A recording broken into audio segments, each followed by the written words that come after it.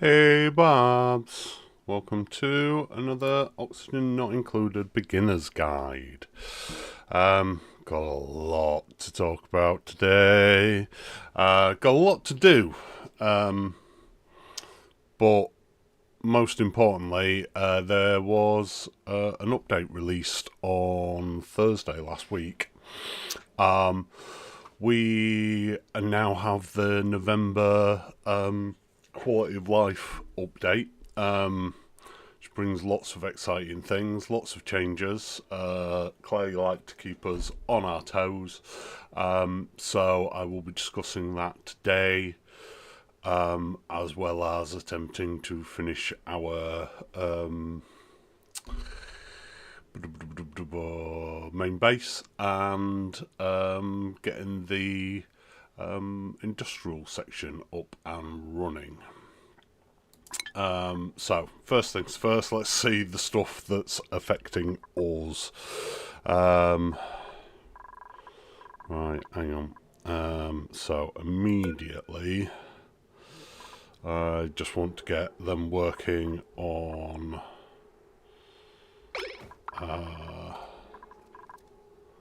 I'm actually going to slow it down a little bit, just while I get things up and running. 4, 5. We'll have granite. So I just want an extra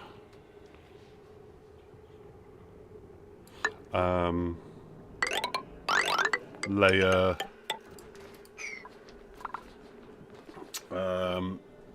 Ideally, this is going to be where the bionic dupes go, but quite possibly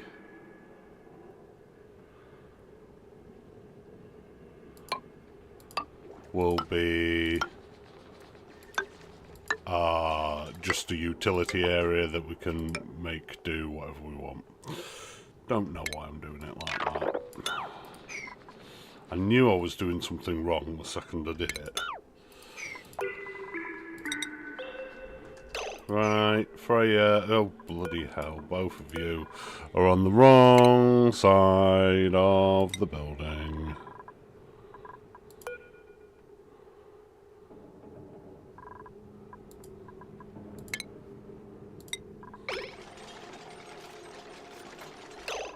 Freya. Back over here. Otherwise you're going to regret it. Ren. There we go. Managed it. Excellent.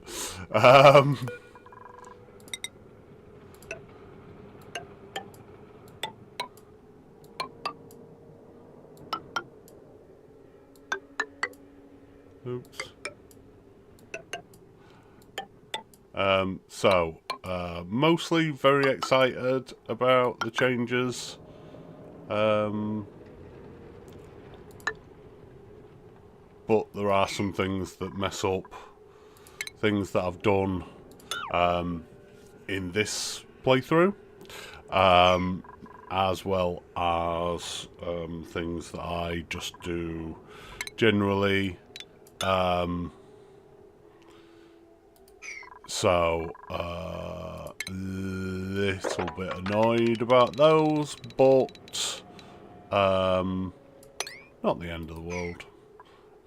We can get around them. We can do different things.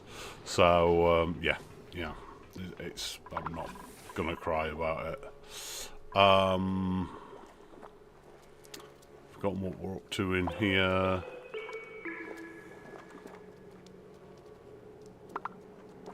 Oh yeah, we need to.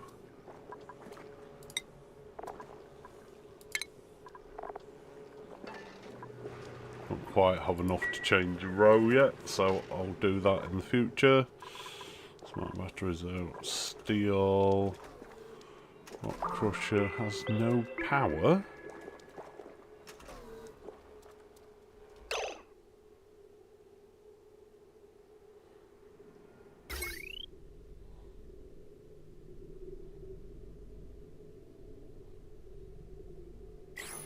Why is there no power?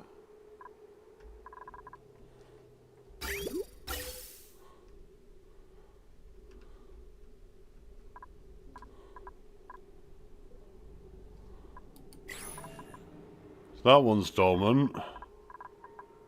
That one's dormant, not back on for 17 cycles. Oh dear. Oh dear. Oh,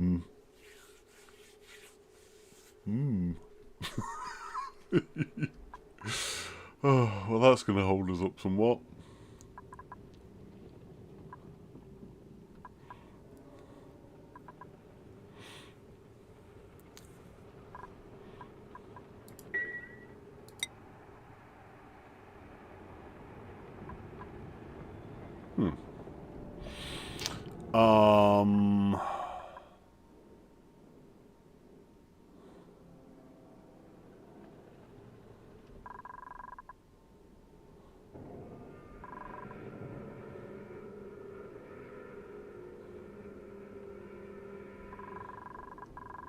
Oh yeah, of course we're still, we've got one more to do down here.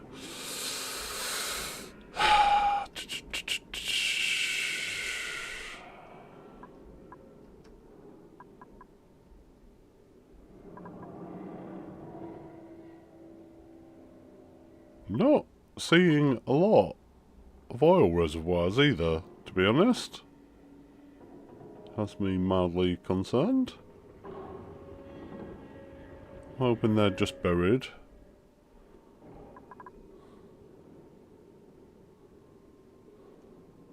Yeah, and that one to finish off. Let's put that one in place now.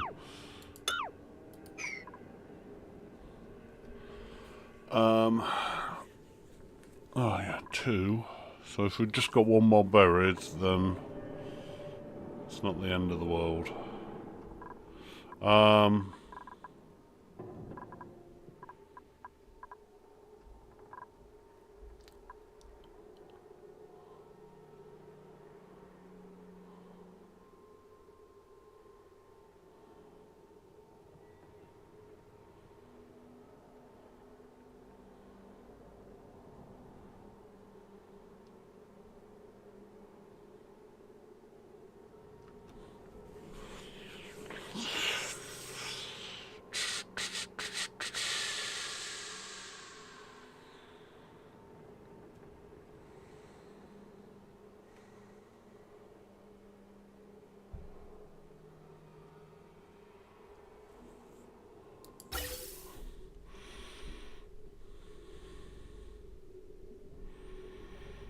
Okay.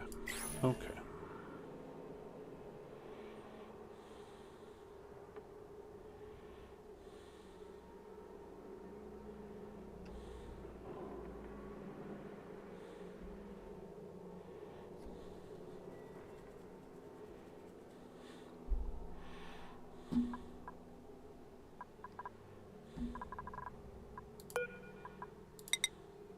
Tell you what, let's put the power in first. So, what we're going to do is put in some coal generators.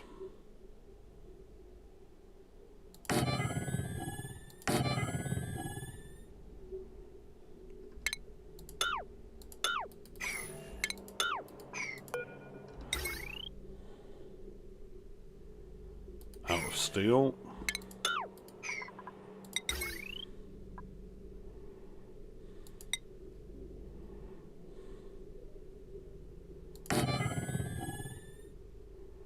You know what? These don't have to be out of steel right now. Let's make them out of gold amalgam.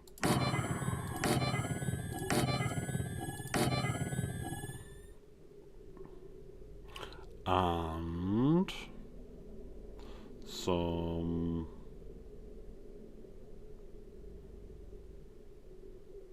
can't see them, petroleum generators.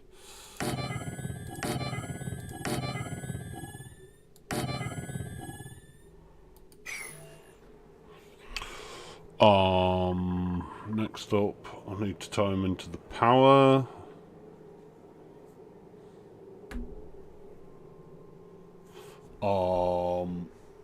I think the way we're going to do that is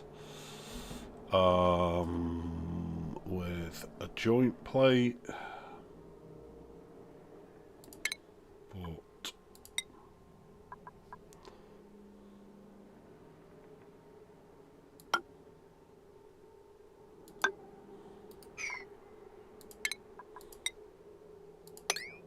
cool.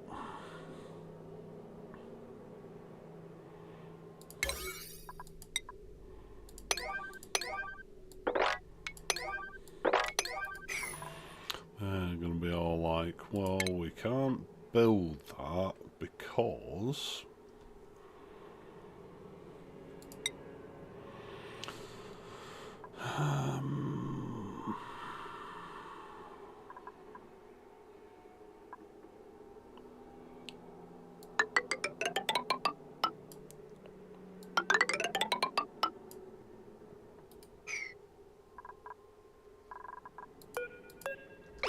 let's get them going on that.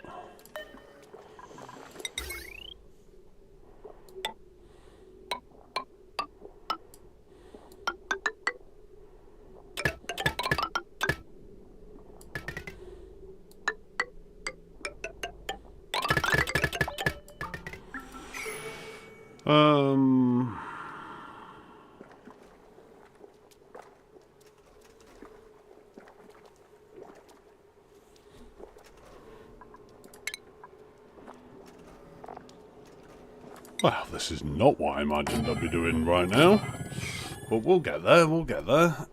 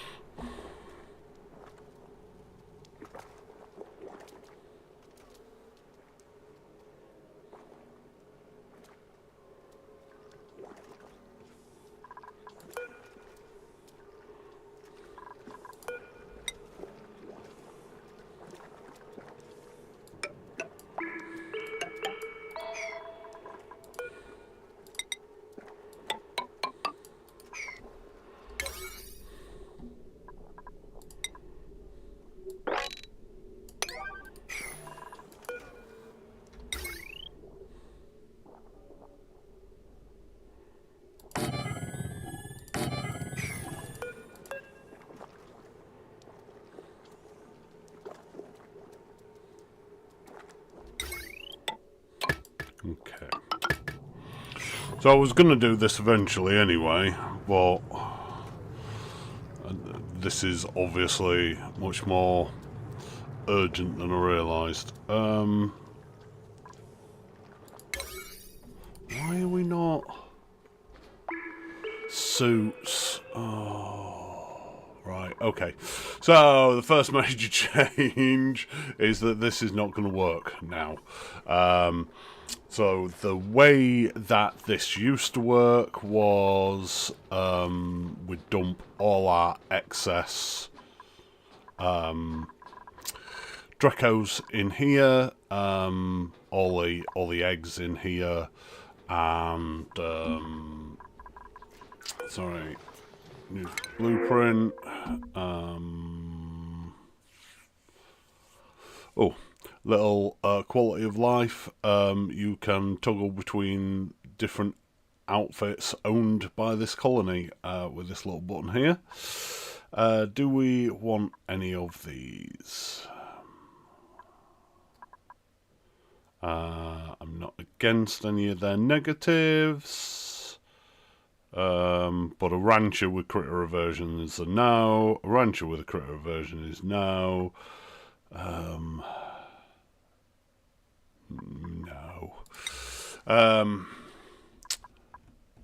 Let's just have some Dracos since we're talking about Dracos anyway. Yes, so all the Draco eggs get dumped here. And then they all get sheared once. And ends up with hundreds of Dracos.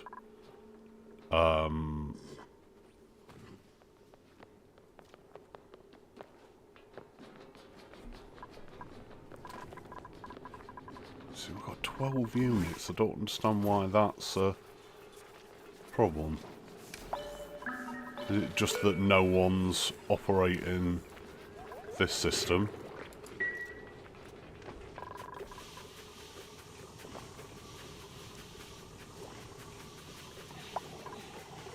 Okay. Anyway, the point is, you get loads of reed fibre and plastic out of this, out of your, let's call them waste Dracos, the ones that we would just ordinarily evolve. Yes, it means that we take longer in getting the meat out of the Draco, because we're not instantly evolving them.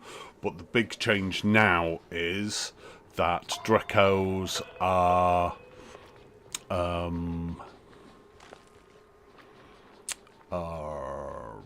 born with only 90% scale growth, and if they are not happy, then they do not grow any scales. I can't off the top of my head think of Rexes, I suppose, but other than those three morphs, shall we say, I can't think of any other critters that you shear off the top of my head. I suppose we could check the book.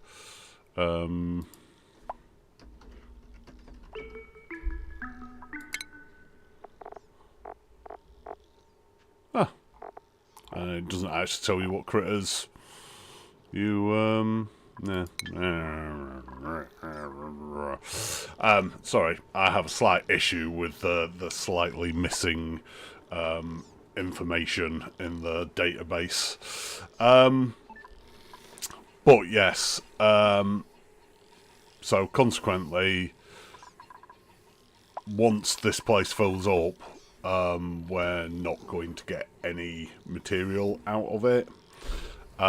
So need to redesign that. That is working, that's cool. Right. But the first thing that I want to do, if we just double check I'm not overloading anything, I'm going to pull out those three and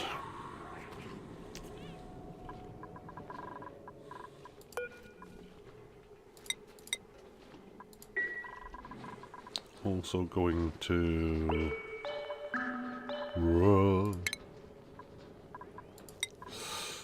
sweep up those three first, because I don't want them falling into the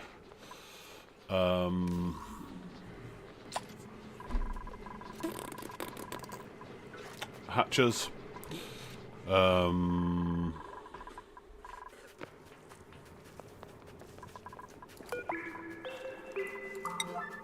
Right, I'm struggling with what everyone's doing. Oh, I guess without power...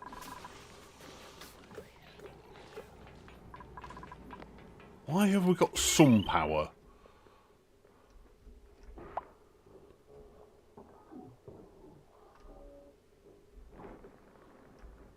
Right, hang on.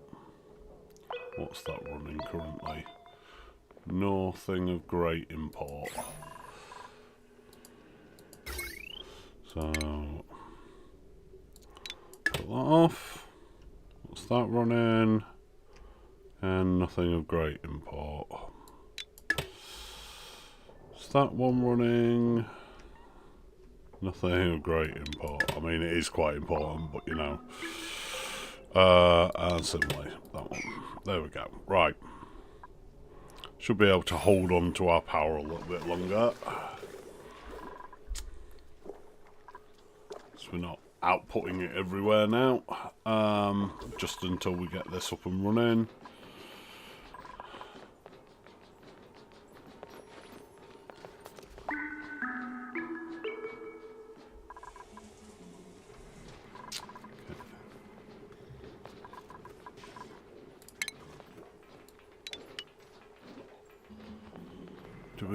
Do we? No, let's not.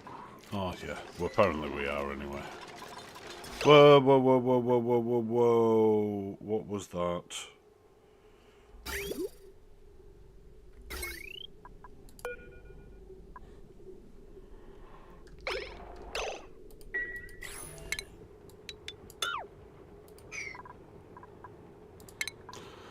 Remember, only destroy what you want to destroy.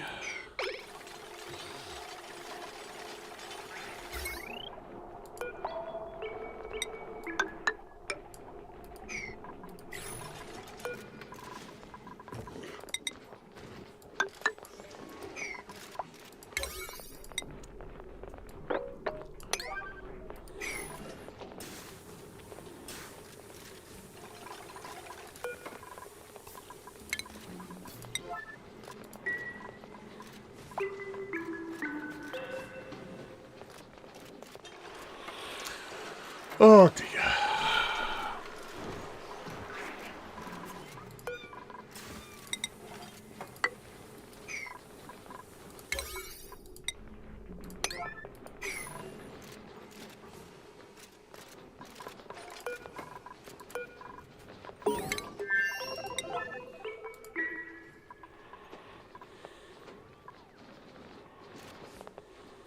Okay, and then we're going to put in shearing stations.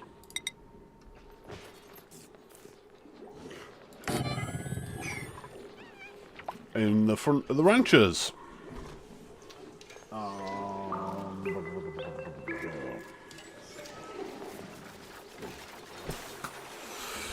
Okay, so first thing talked about, I mean, I've got like nearly a full A4 page to talk about, but we've talked about one of them.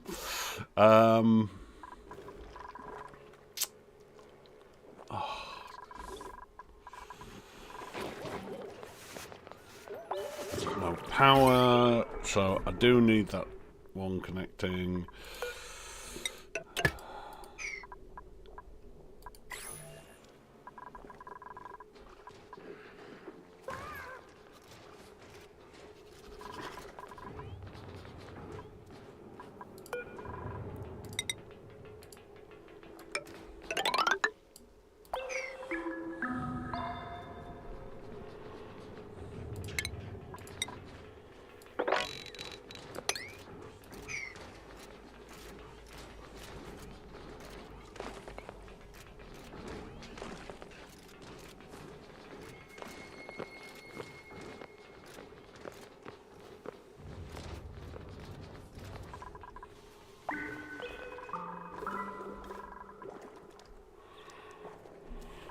I also need automation on the...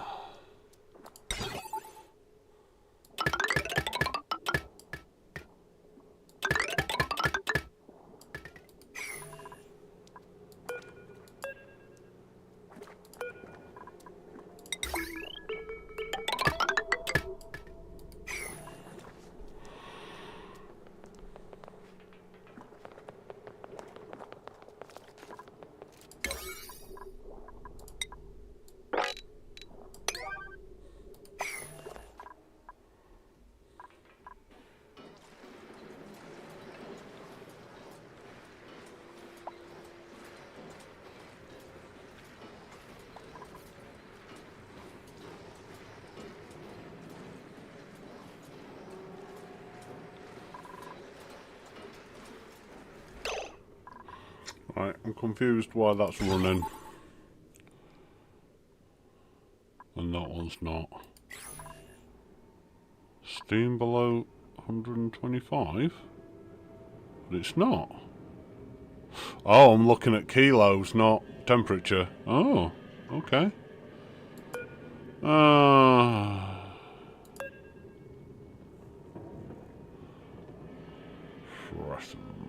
Fresson, stupid Fresson. Okay.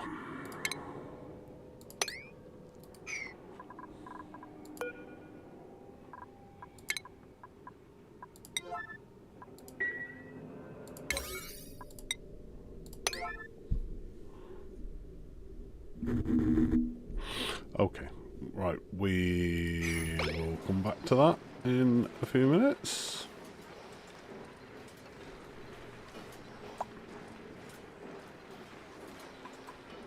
Just spotted another one in there.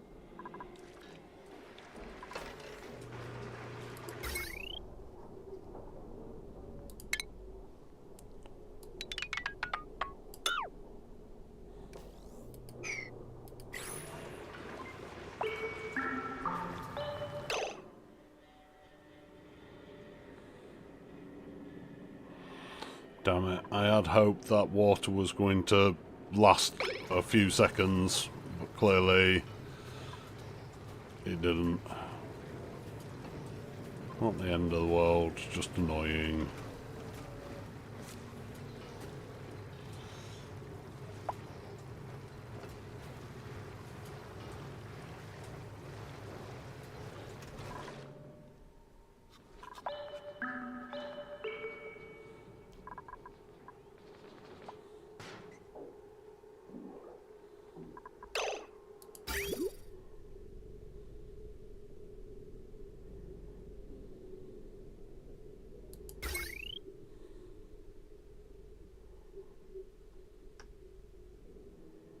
Okay.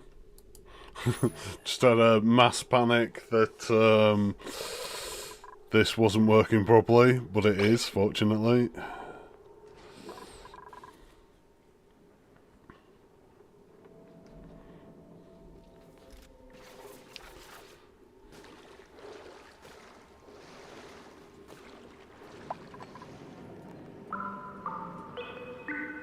Come on. Why is no one doing this task? Frankie the Rancher's current task.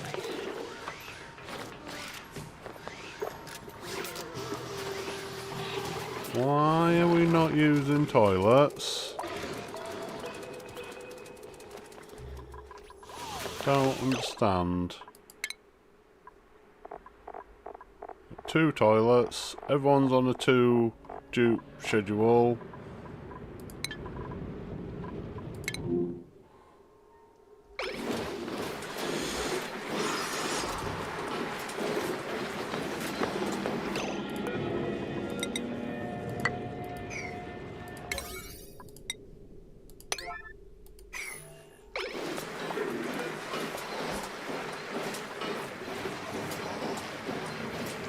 Excellent.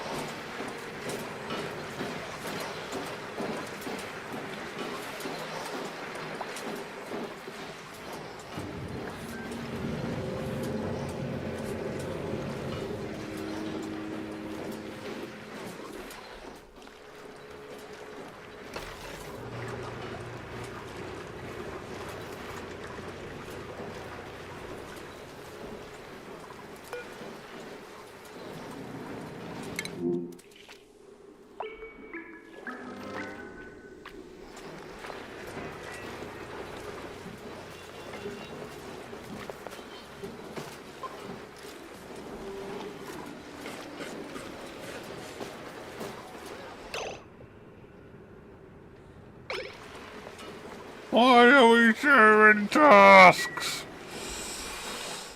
Whatever. It's going to be done in a minute. Right, we are getting to this very slowly.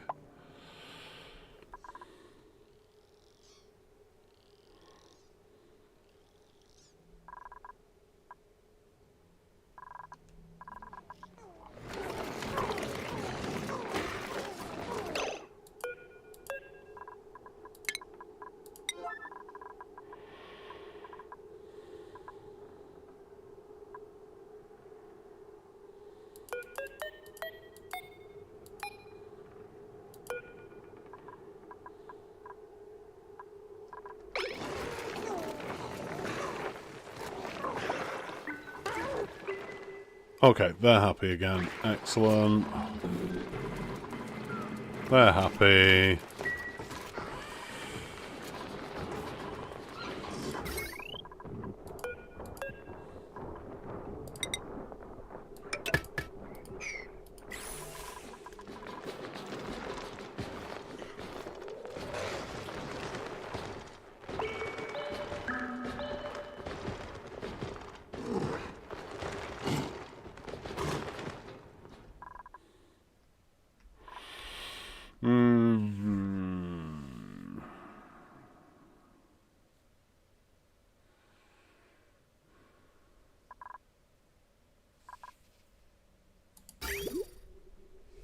Why is that not...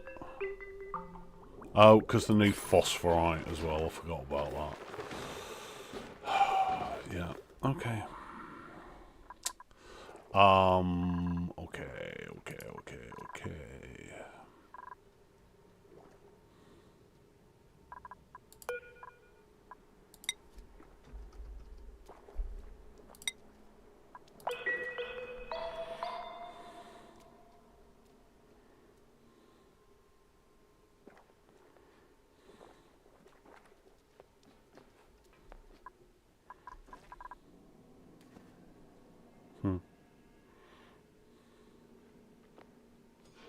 Of course, this system's working perfectly. The temporary system, no problems whatsoever. Oh, right, we do need some water back in there in the future, but meh, we'll deal with that. Right, while we're waiting for things to happen, let's put that in there.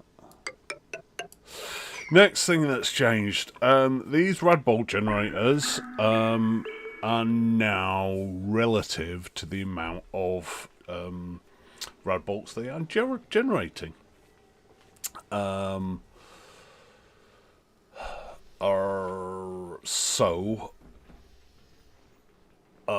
If you are producing thousands and thousands of rads, then they will still consume 480 watts,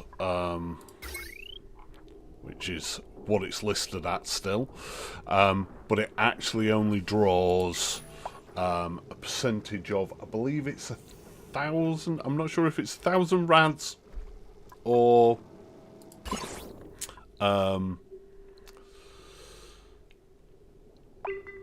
I think it's when it's in 1,000 rads, it will be producing. It will be doing 400. It will be pulling 480 watts. So when it's firing 100 rads per cycle. Is that right? Yes. But below that level, it would only be drawing...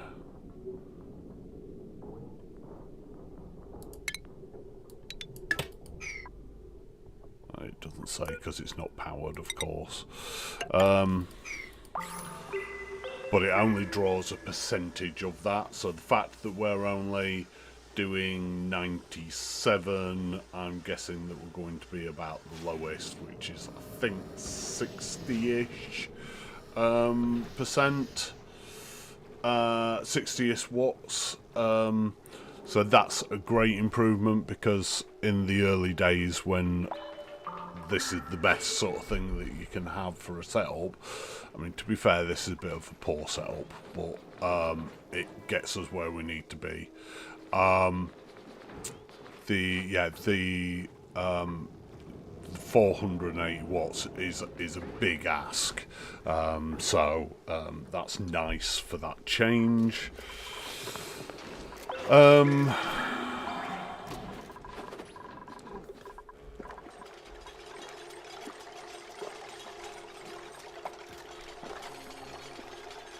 Oh, we just saw there another change, which is when people pick up, put down, create.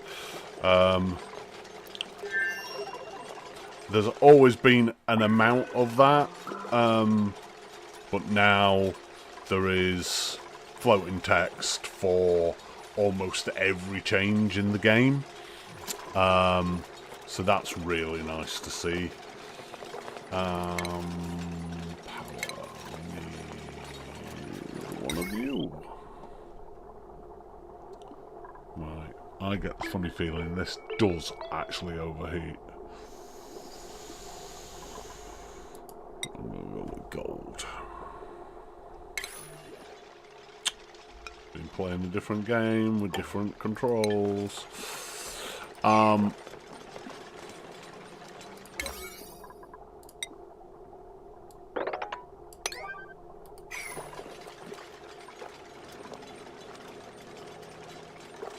Cool, we are getting there. We are getting there. Next thing I need to be looking at is how we are getting... How are we getting petroleum to there?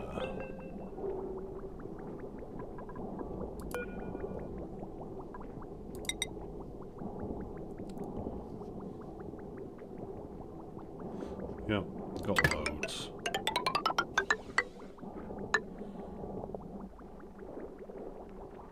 Right.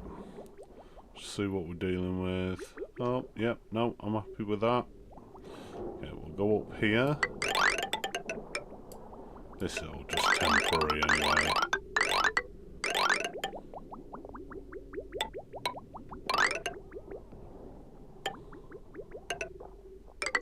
Okay, let's jump that.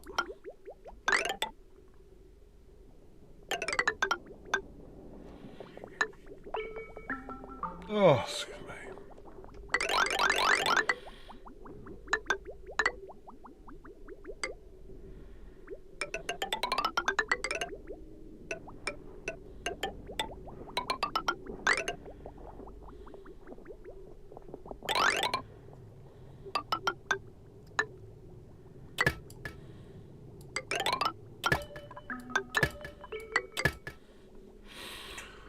Then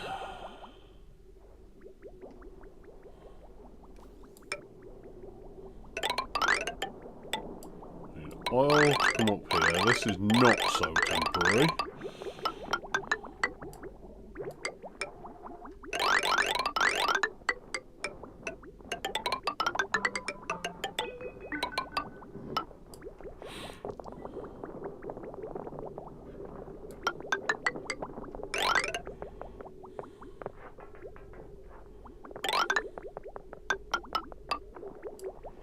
And I want to change to insulated.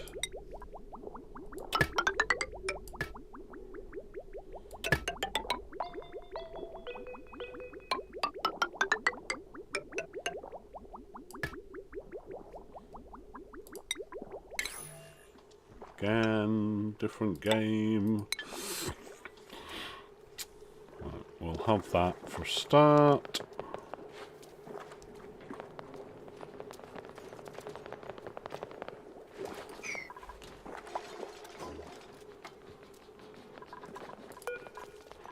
The settings to there.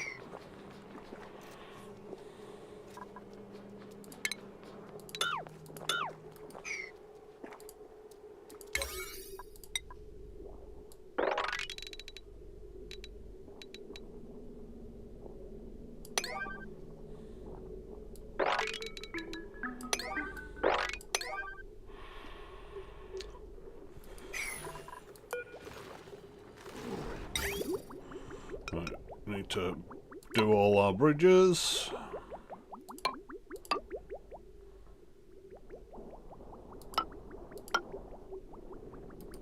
Excellent.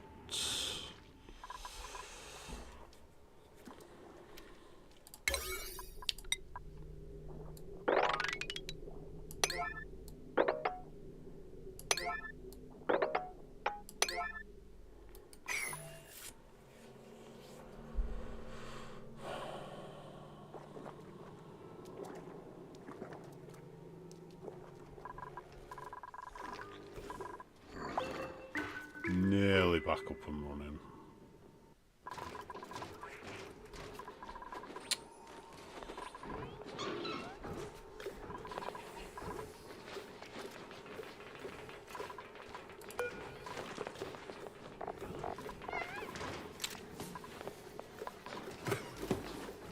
Excellent.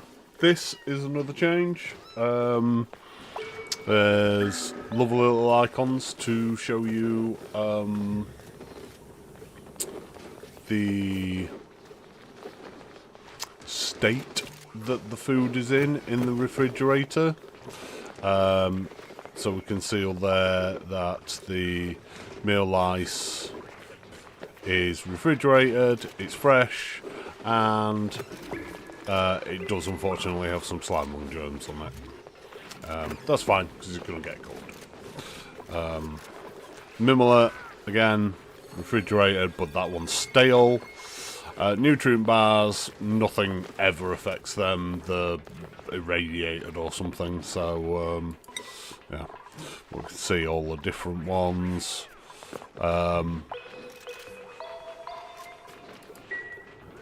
Talking of which, why body heat? Because it's above 30 degrees. Why is it above 30 degrees?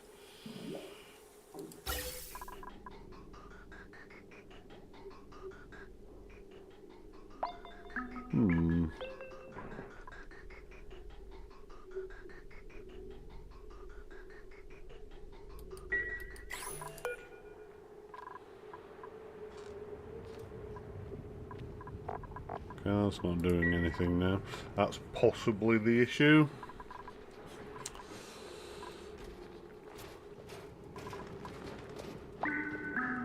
That's saying the same, although I don't know why that's saying the same. Okay. Right, how do we fix this then? We are going to struggle a little bit around here.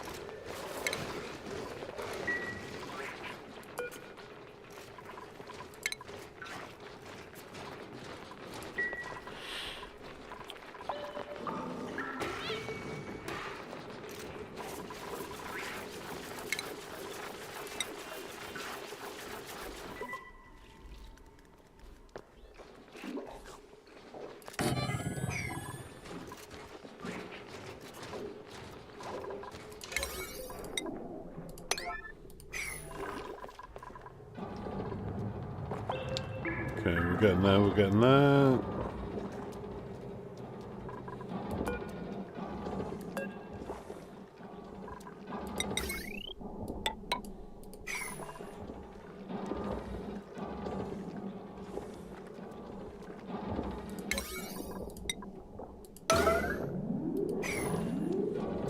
Okay, I want that automation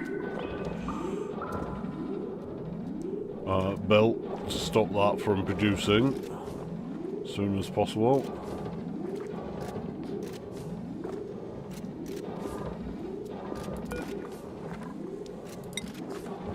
Higby is coming to deal with that.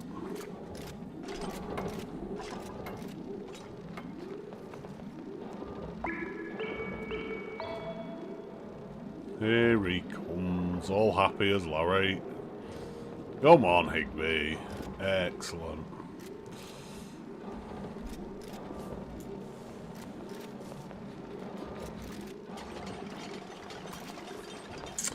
Other things then that have been changed in the November quality of life update.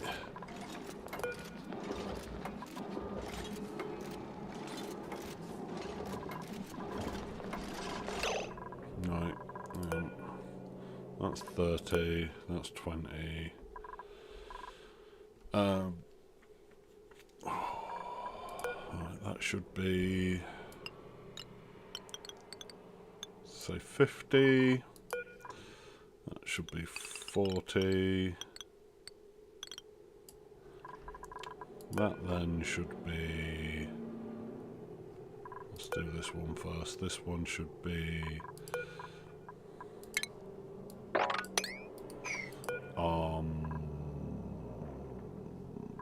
this one should be 30, and then this one should be 20.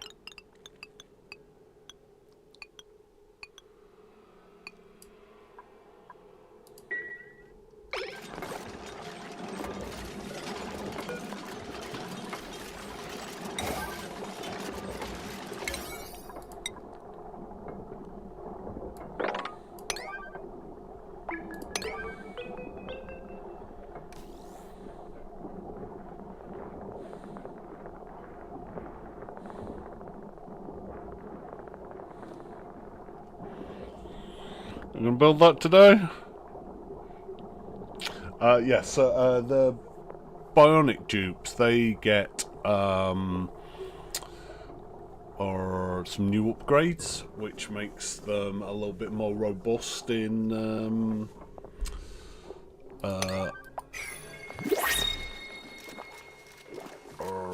less habitable areas. So they get one that protects them from ear popping and itchy eyes and all those kind of things. And then another one that protects them from temperatures. Good before you get your Atmo suits.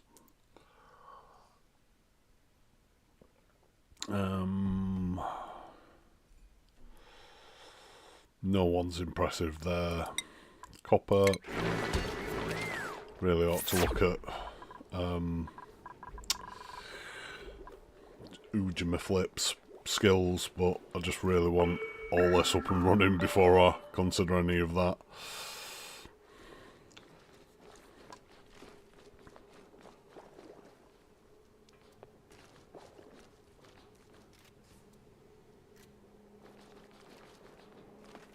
There we go, this is now tied into the system. So now we can reconnect all our powers. Oh, no, I'm not doing that right now. That was nearly an issue.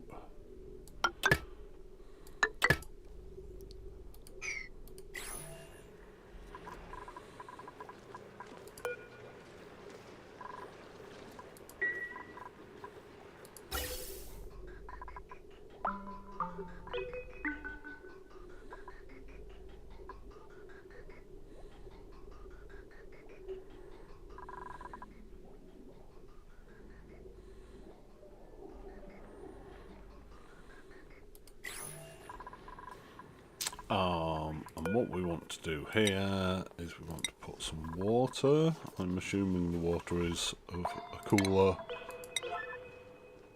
temp.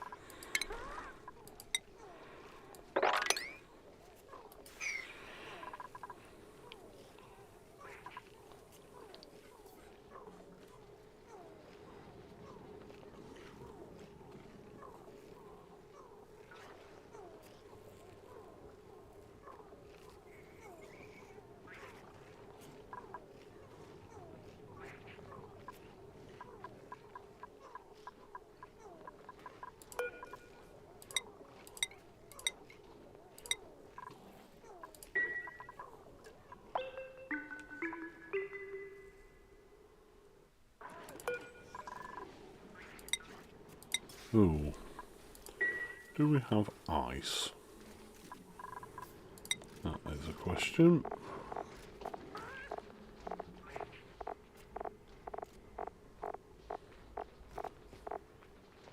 We do have ice. Wonderful. This is even easier then. So we just make... Is that ice there? No, that's diamond. Temp shift plates out of ice.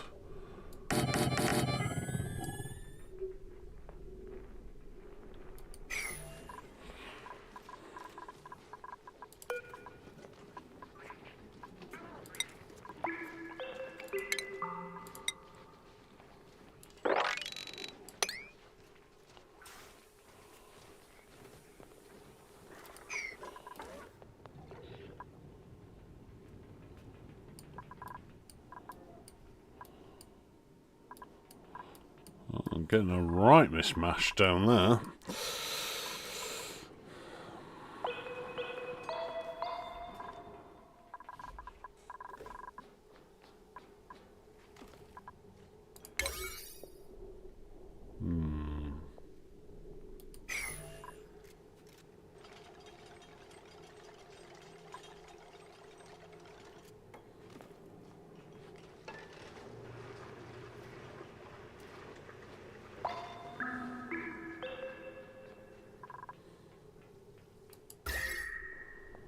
So we are slowly warming this up, but we've got to warm the whole area up. It's going to take time. It's going to take a lot of time. It's going to take money and time. Or something like that. To do it right. Batayak.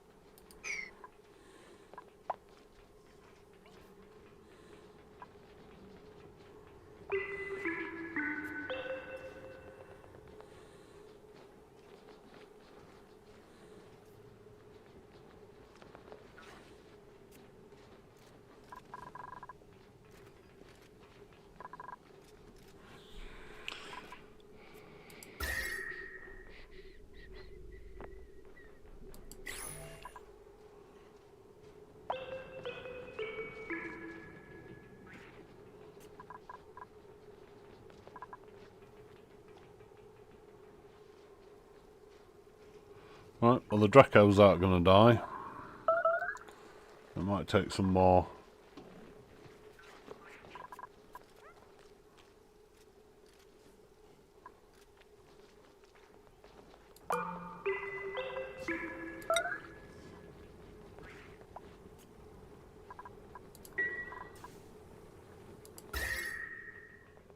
More time to finalise that, to get everything going properly. Right.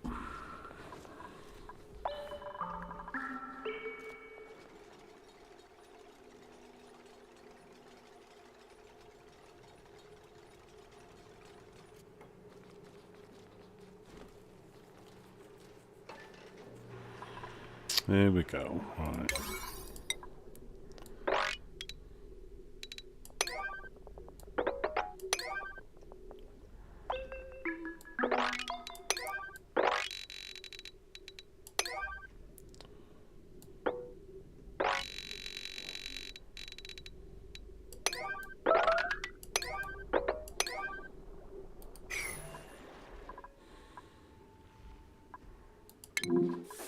No, a building melted.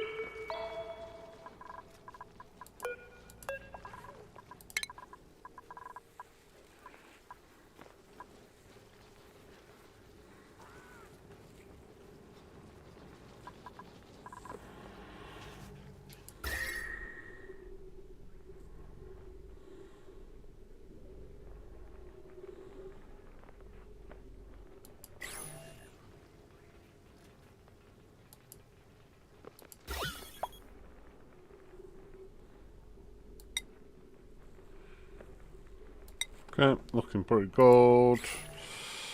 Getting there on this.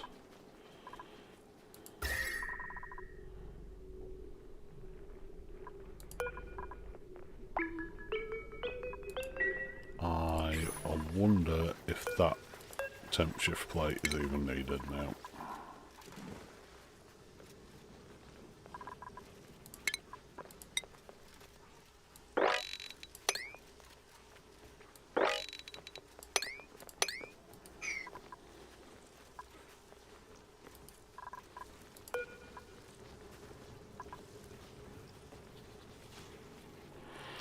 And this bottle's finished. We'll turn this off for a minute.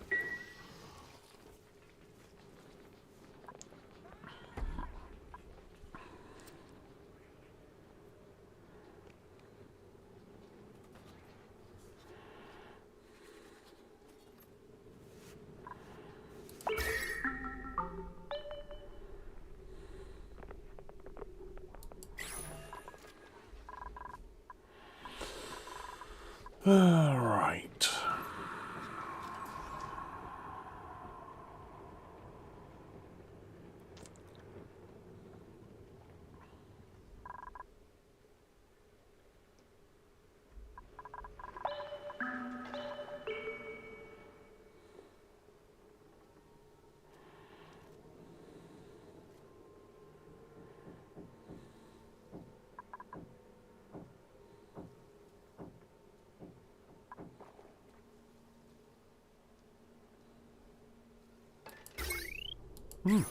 Cheers.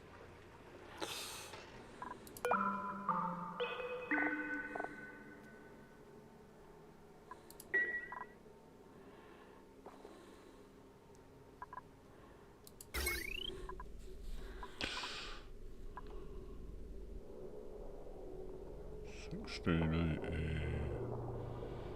$18.19.20.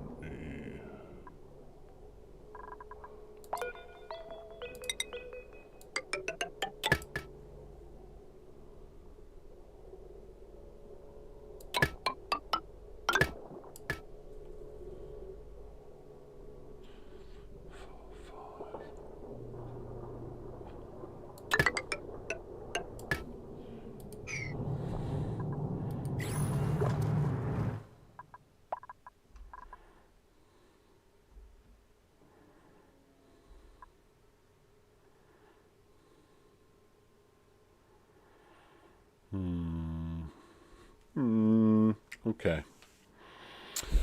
What else we got to talk about today? We can talk about the Printerceptor. So there is now a 6th story trait. They suggest that you are only ever select 5 at a time. You can select all 6, but it will increase the likelihood of your seed not being usable because it can't place all 6 story traits.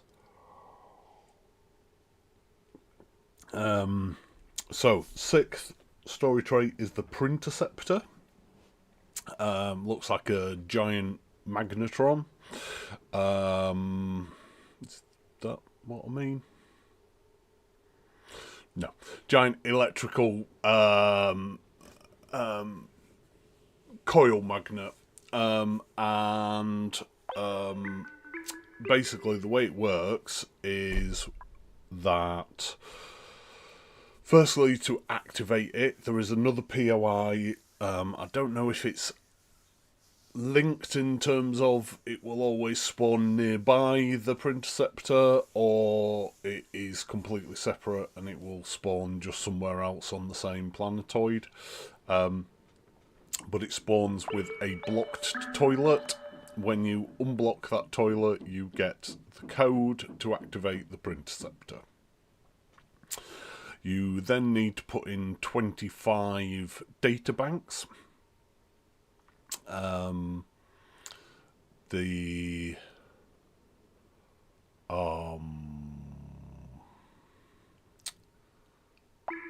Printerceptor then becomes active, and then the second thing that you need to do is when you get prints from your arch, from your printing pod, if you don't want them, you go to the Printerceptor instead. You steal that charge, as it were. And when you have 3 charges, you can spend 25 data banks, 25 further data banks, to print out the item of your choice. My understanding is it's either critter eggs, right, regardless of whether you've seen that critter or not. That morph of critter, even. Critter eggs and seeds, again, regardless of whether or not you have seen that seed, that plant. So it's a really good way to get critters to a particular location, to your, I'm assuming, your starting planetoid, without having to go out and find them. However, after the first time you print a particular item, that item will then go up in cost to 500 data banks. All the others will stay at 25 until you print the first of them, and then they also go up to 500. I don't think it goes up any further after that, but don't quote me. This is the information I've garnered from Clay and the internet in general. Yes, so if you want a second one, it costs you a further 500 data banks. There are, however, further ways to get data banks now, which I'll go into in 2 seconds. But in short, the Printerceptor is a really good use of not wanting to print anything out of the printing pod, and also a sink for databanks, which basically after you've finished all the research, there isn't one, or wasn't one I should say, before that. Yeah, a really good story trait, probably one of at least the best, if not the best. one that they've come out with, so I'm really pleased with that. Yes, so the first thing that I'll tell you about is these POIs. One of these is liable to be our second planet. We'll find that out when we go to our second planet. But the other one is liable to be like a nebula, if you will. I forget what they call them. It's like a asteroid cloud or something like that. They all have different names, but I forget what the collective name for them is. They now have icons. I should say this is spaced out only. Vanilla have a completely different star map. I'm not quite sure how it works with vanilla. I will look into that and tell you on our next episode.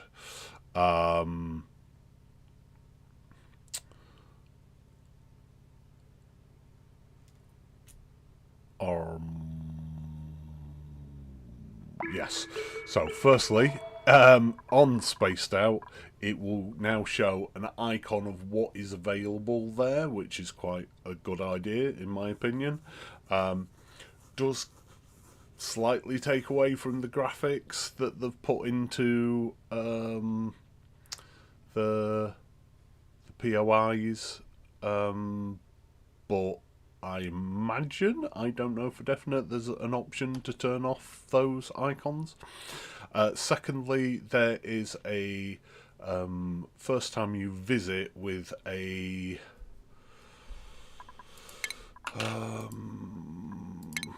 rocket that has a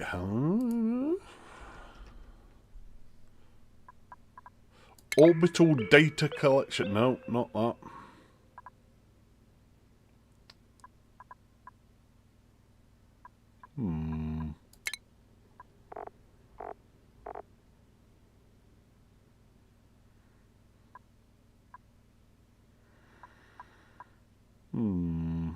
Can't remember what it's called now. There's a part of the rocketry system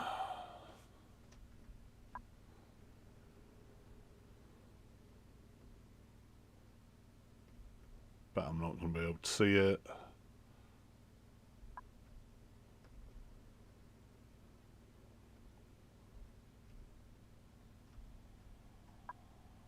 Oh.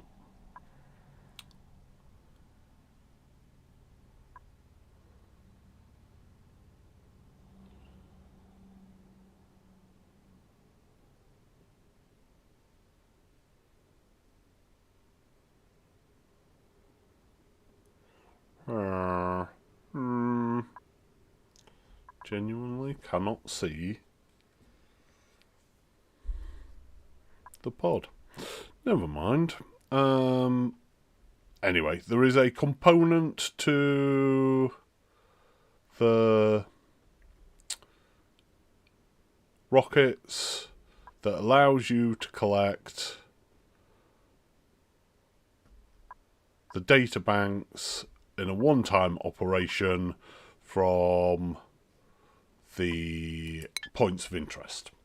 So that's your first source of extra data banks. The planetary telescopes now produce data banks for every hex that they uncover as they're looking around. So that's your second location of databanks to produce. The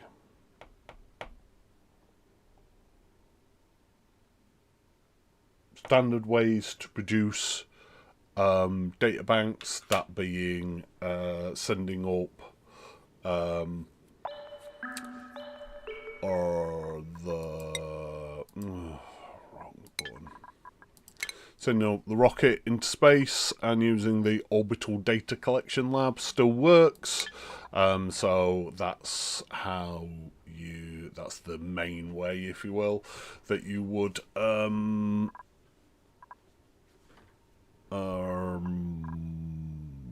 progress your Printerceptor, I guess.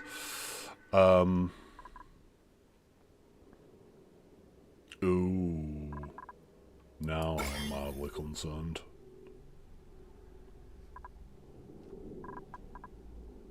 I'm pretty confident we were ready to...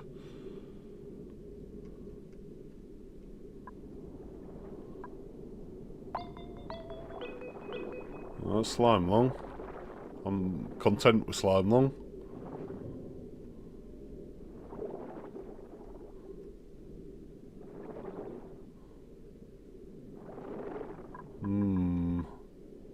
Oh no, it's up there. I'm just looking in the wrong place.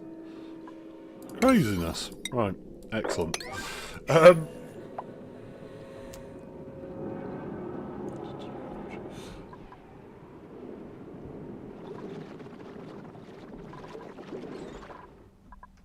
Right, we are now up and running properly with suits.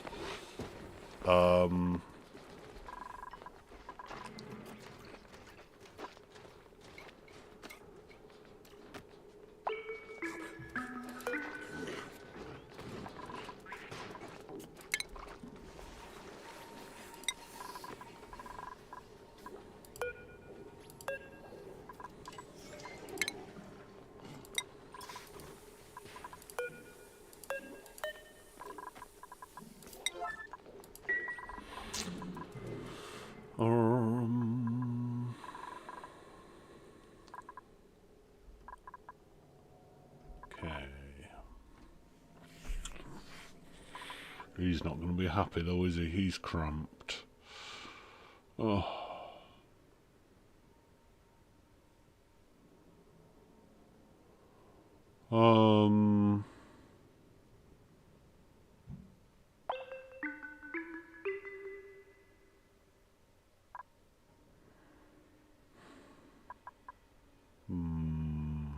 I have an idea about this, but I think that's going to be next time, because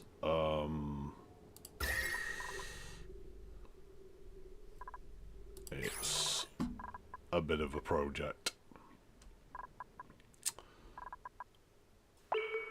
Okay, we're still struggling with some of these. Some more water, please. We need to be refilling this water.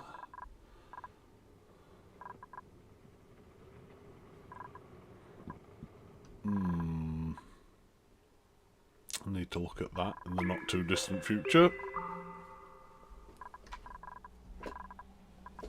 This all needs a bit of a rework anyway.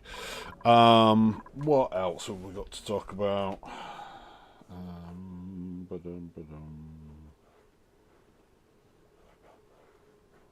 Ooh, doors. So doors have a new permission set up. They break your duplicates down into standard and bionics, and also segregate robots. So you can now keep your robots out of the wrong area.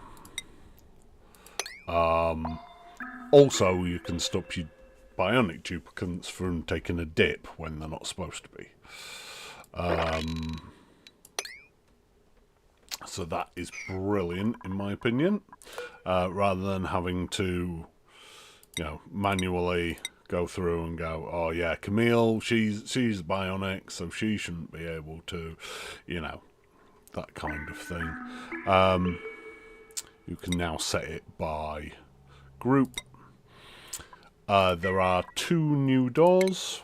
There is a wicker door, which is made out of, and it won't let me show you it because we don't have any right now, which is made out of either wood or plywood, which I will come back to in a minute.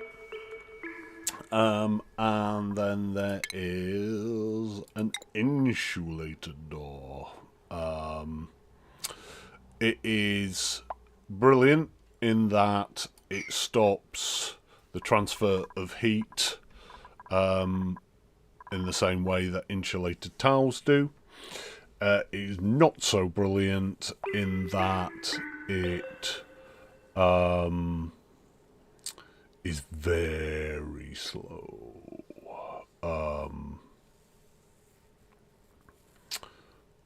Yeah, it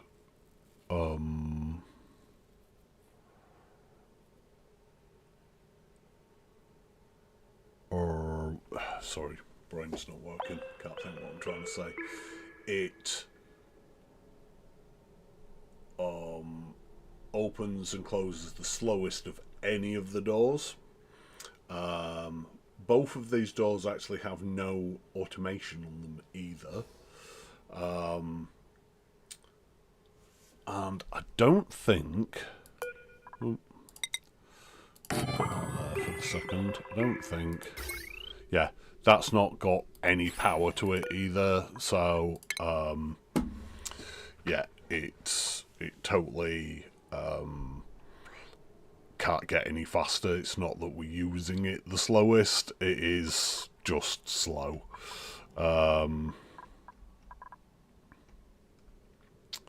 So, that's slightly annoying.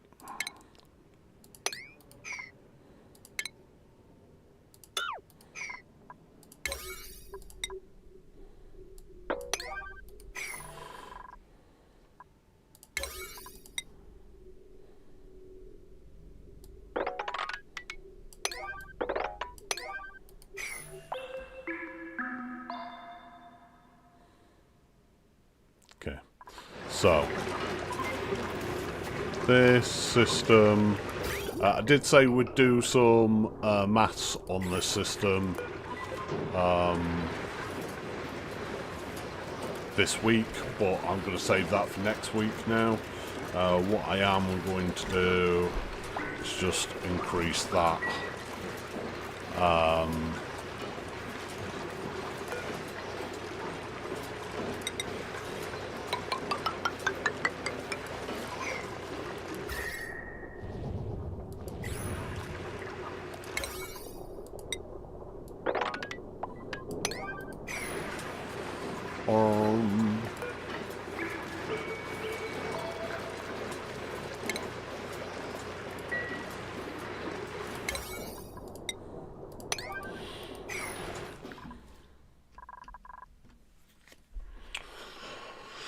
Right, what else do we want then? We want...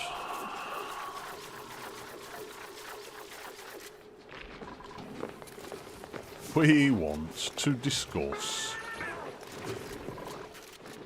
our...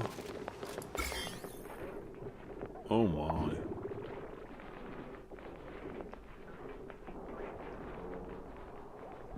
Oh my.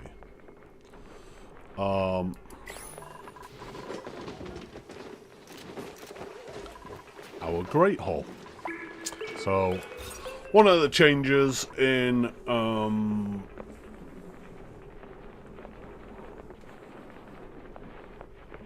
the November quality of life update was that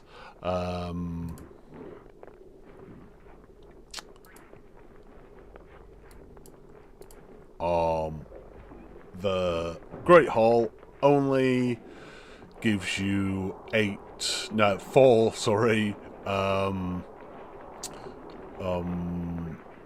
morale now. So down from 6. To be fair, it was massively overpowered for how easy it was to get in the early game. So I'm not mad about that. And they have given us a way to get the same basic thing with a bit more power. So anemic, never ever. Small bladder.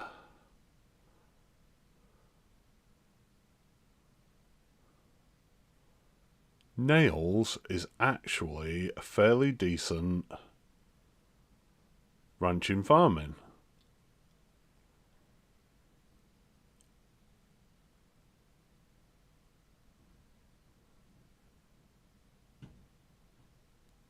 And while we're not desperate for anyone else... Oh, we are on 20. I really do like nails.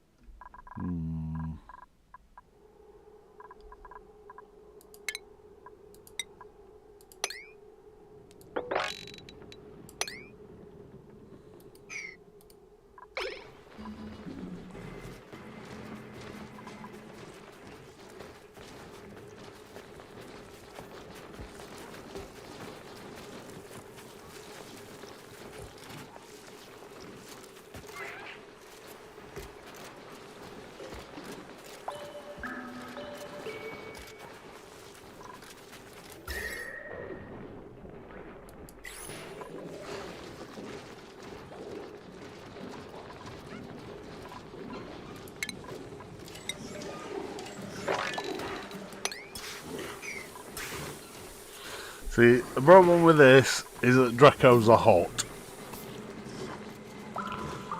So I think I'm going to have to put in some active coolant.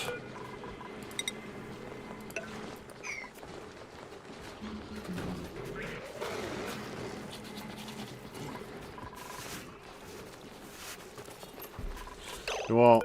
I'm sorry, nails, but I want the ice.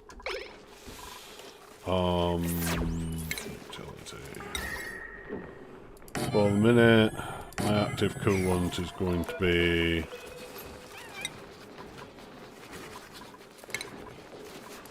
ice. Right.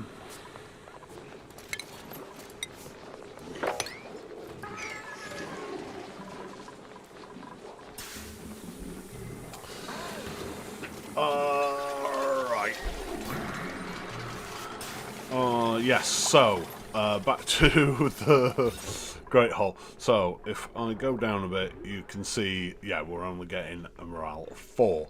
However, there is now a banquet hall. So how is this different? Right, well, firstly, it requires a communal table and no mess tables. So these are mess tables. One thing that I should state is that they are... I just pulled the headphone jack out of my computer. Silly me. These, when they are first built, are now assigned to public, which means that you can make much smaller great halls for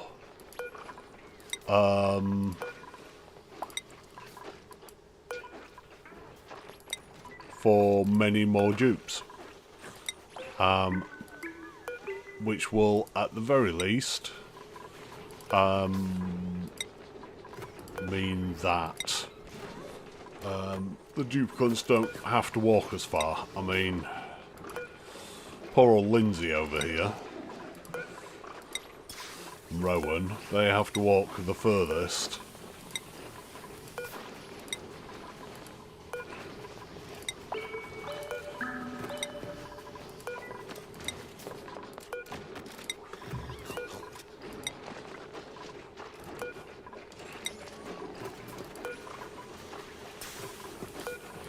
So they're all assigned to public now. But there is now, and I believe it comes in the same place in the research table as the mess hall. Though I do not see it in the research table. Oh, I wonder where you do get it then. Let's ask. The communal table.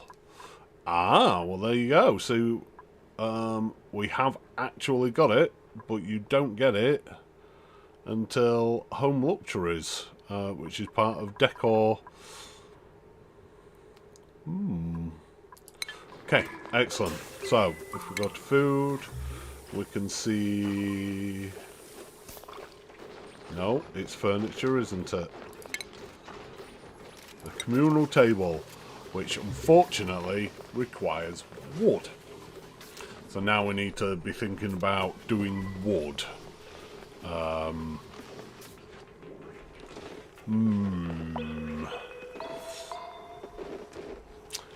So it is 5 by 2, if I remember correctly. 5 wide by 2 high. Might only be 1 high, the same as the mess tables, I forget. But the important thing is it only seats 3. But again, that is set to public. So,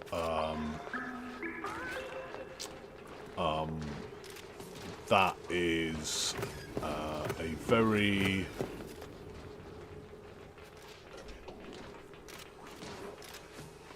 Brain's not working.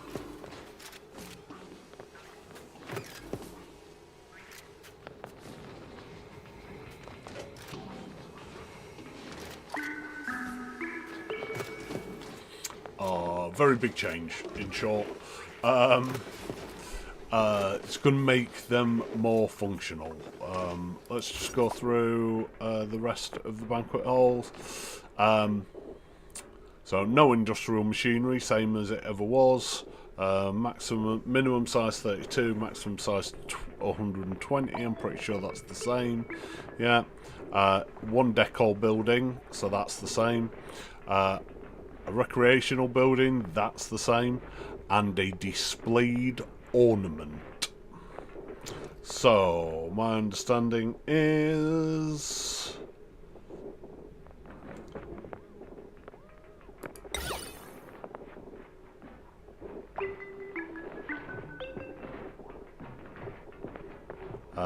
you can either use the pedestal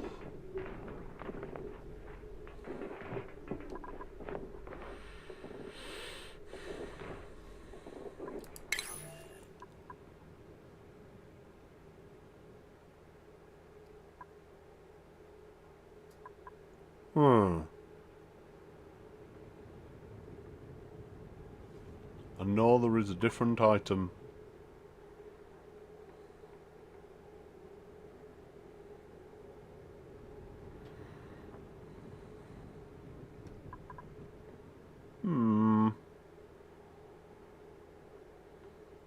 But I cannot for the life of me see it right now.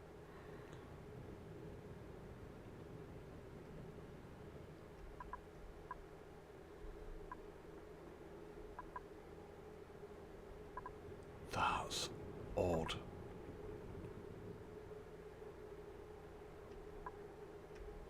It's a display shelf, anyway. To display an ornament, an artifact, if you will.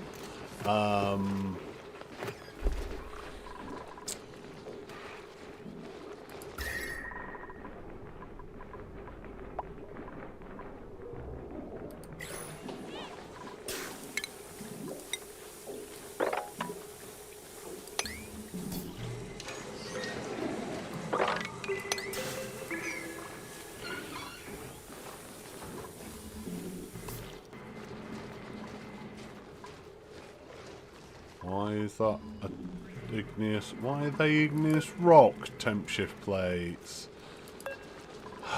Seriously?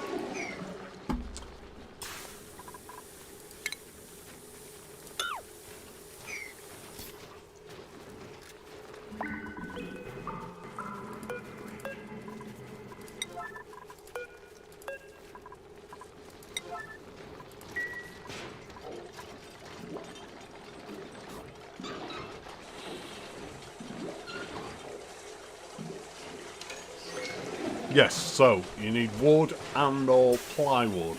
So, back to plywood. What is plywood?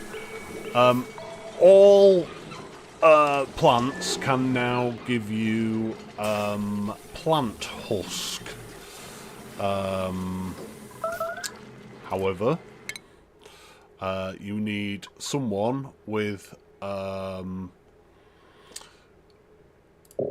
improved farming 2. Which, as you can see there, says can salvage plant husk.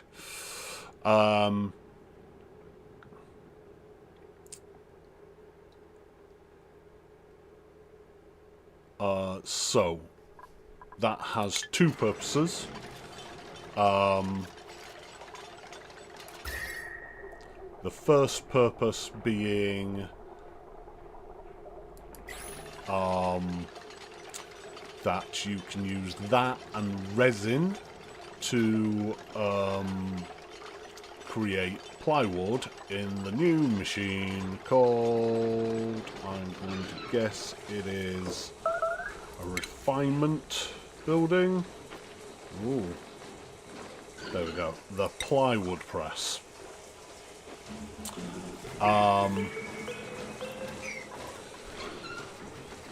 And that creates plywood, which is essentially wood. However, all of those wood buildings that were giving you lovely decor bonuses that can now be created out of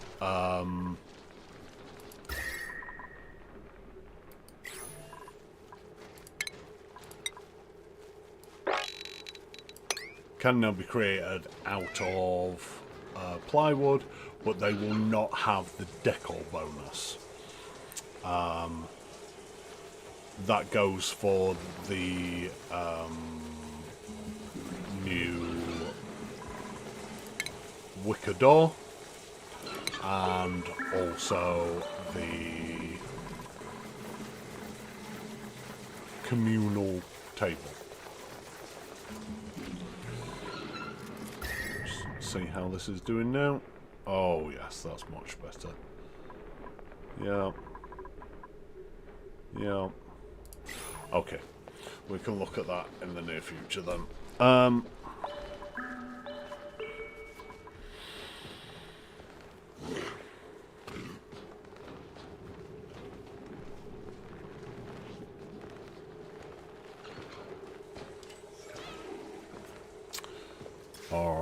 Yes, so the other use for plant husks is gassy moos. That's a morph critter that we have not encountered yet, because in Spaced Out you have to go to a moo planet.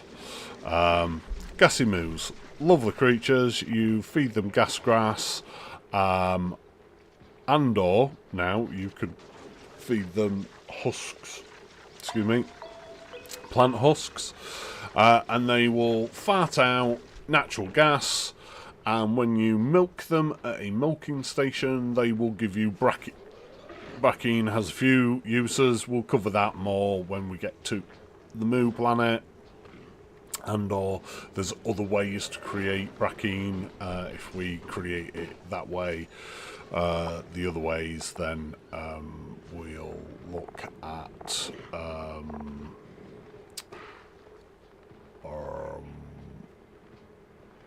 how that works then. The more plant husks you feed a gassy moo, the more likely they are to call a husky moo. Yes, because you don't actually breed moos, they call their friends. Husky moos, I believe, can only be... Oh, no, you can feed them on grass or plant husk.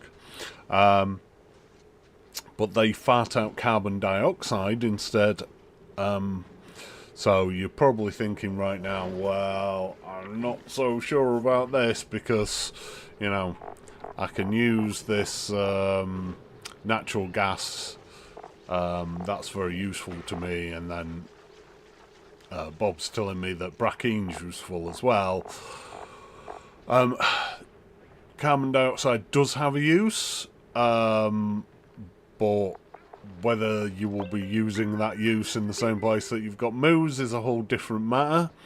But where they are really useful is they can be milked for biodiesel, and I believe each milking is 800 is it kilos? Yeah, it will be kilos. 800 kilos of biodiesel, which is very useful. It is a replacement for petroleum in most cases in the game. Yes, so that's plant husks. Did touch on amber.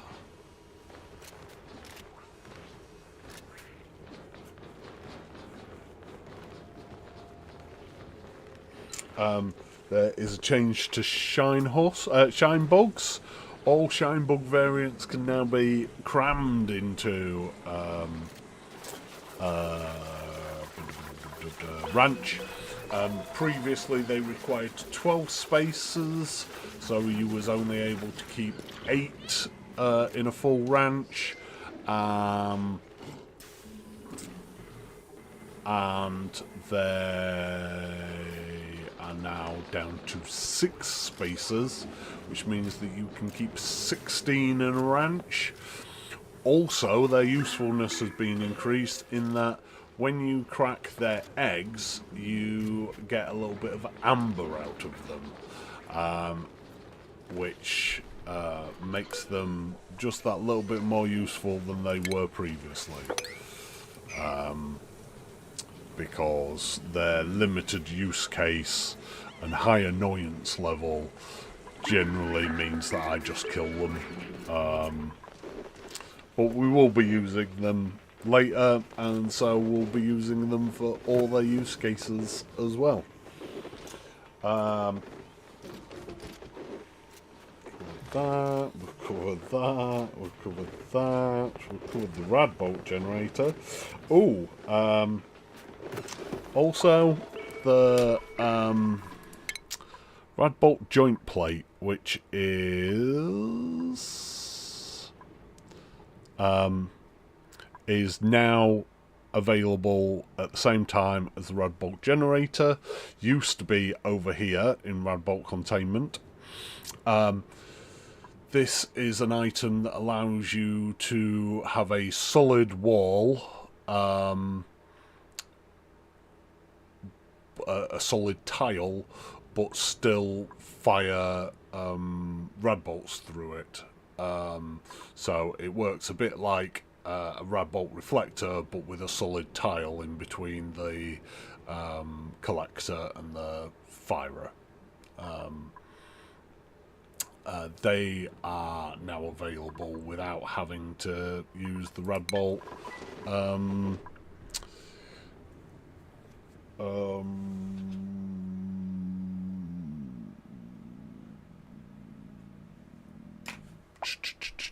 what's it called?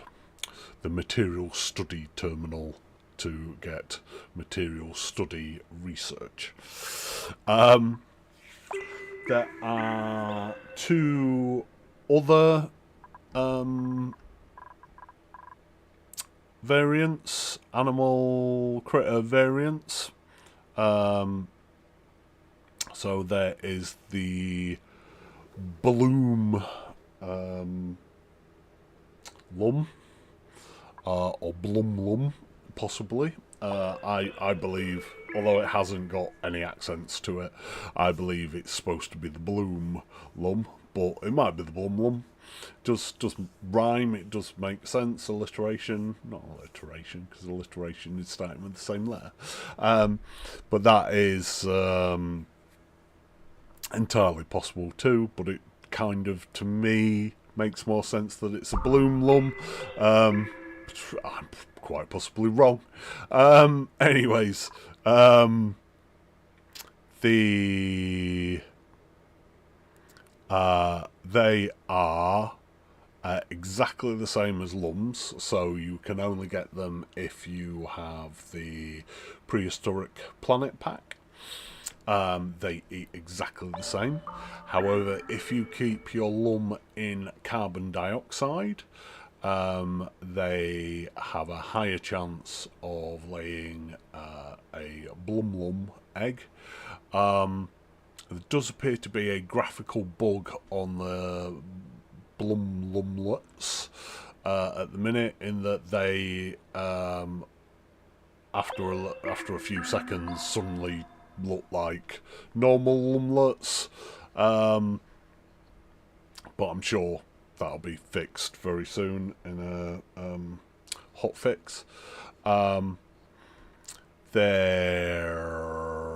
They instead of pooping peat, they poop algae, so that is a really good way to get oxygen on the prehistoric planet now, because previously you were kind of rushed into oxalizers unless you was lucky enough to have lots of algae on your planet when you spawned.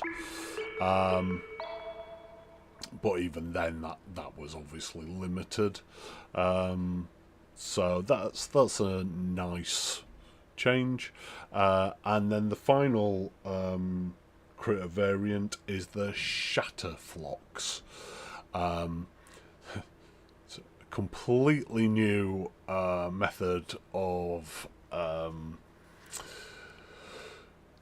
changing critter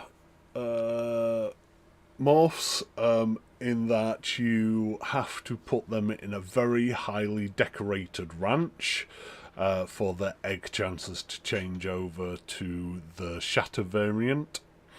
When they do lay a Shatterflox egg, then you will be able to shear them for glass instead of wood. Which, saying that, it occurs to me, I have a Phlox. I need to be putting that in a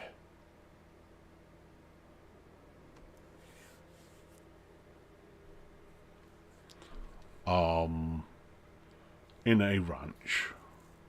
I need to set up a ranch with active cooling so that they're happy, and then I can shear them. Oh yeah, that's another critter that needs shearing. I can shear them for their wood, and that's where I'm going to get my wood from. Excellent. That's 2 projects I've planned in for next week, even though I'm struggling to complete the project that I've planned in for this week because I'm talking so much about the changes. So that's that, and that done. I've talked about that. And I've talked about bionic upgrades. We are coming to the end of the November quality of life update. All the stuff that I've got to talk about that.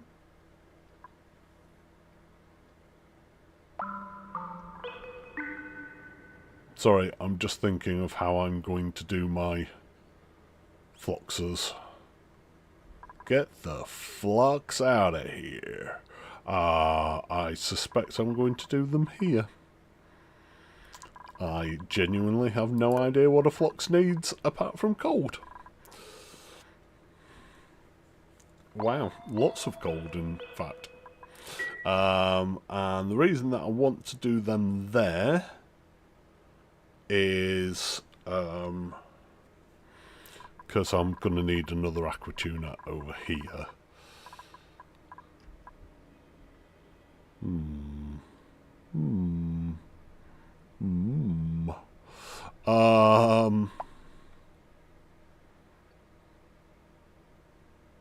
Oakley doke.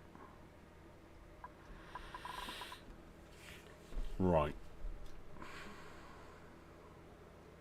Do want to start getting this base finished off, though. At least to some extent.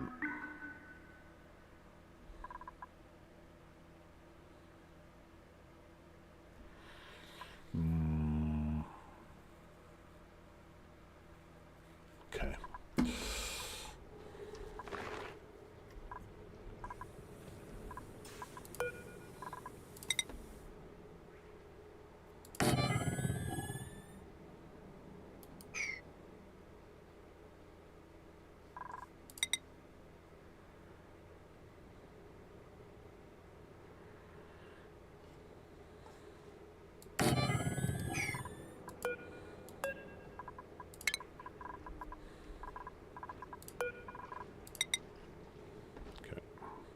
One, two, three, four, five.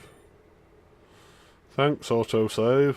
1, 2, 3, 4, 5, 6, 7, 8, 9, 10, 11, 12, 14, 15, 16, 17, 18. And that might be getting moved.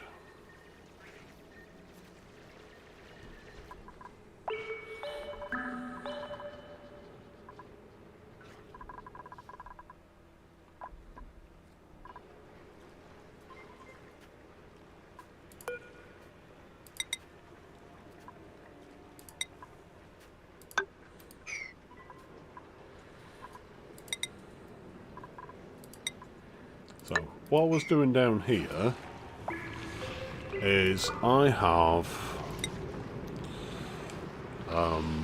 4 different types of metal tile. Zoom back out a little bit so we're not getting deafened. I wanted to check how each one changes with the specific heat capacity and the thermal conductivity. Now, aluminium is best by far so far. In fact, aluminium beats the pants off everything else. What have we got? Iron, copper,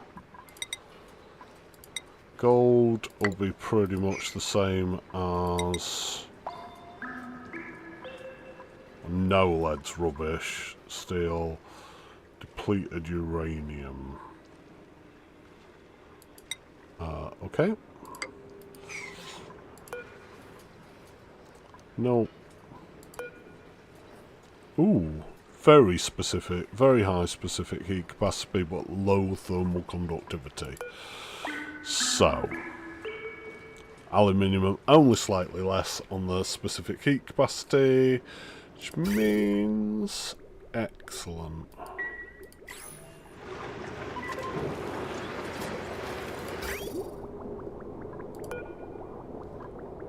Like that changed to one of them, and I would like an aluminium tile just there.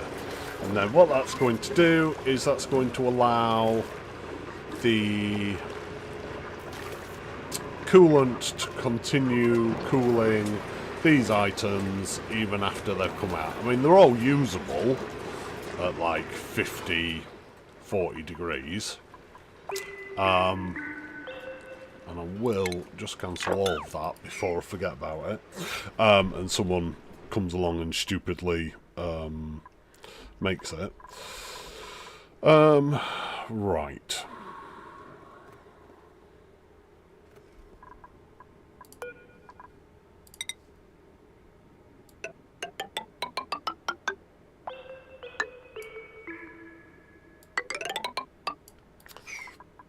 Let's concentrate on getting the base done now. Oops.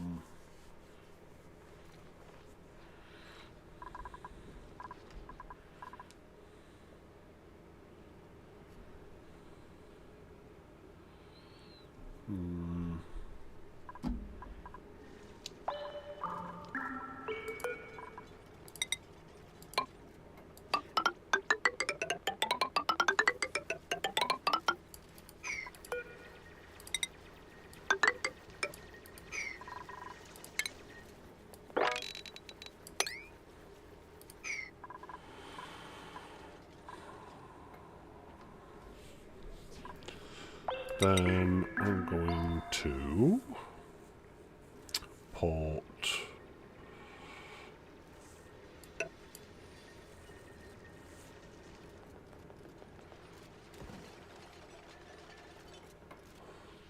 Commander Team Kill. Thank you for the follow.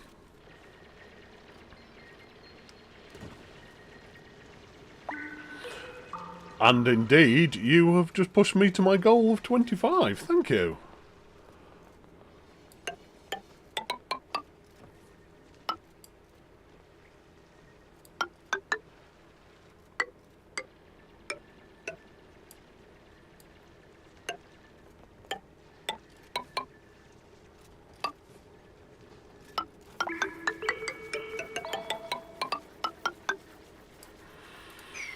Right.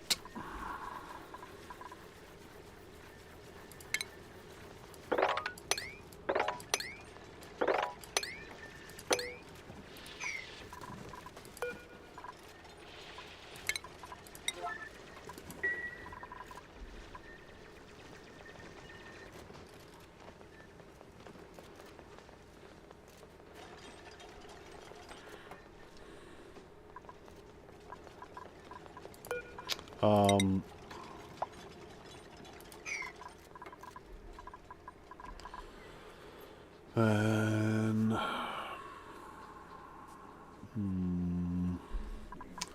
we move those at all. We can't move those at all. Well, we could move them. There's no reason they can't come up here.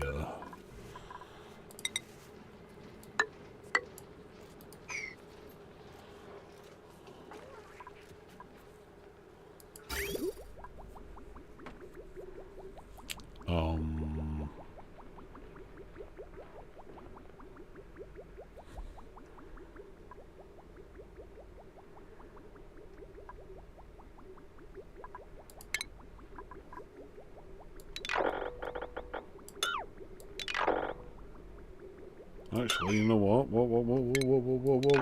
Stop all of that.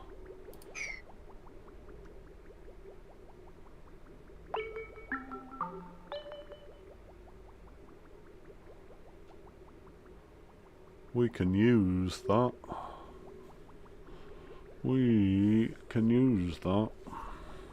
That's a next week project.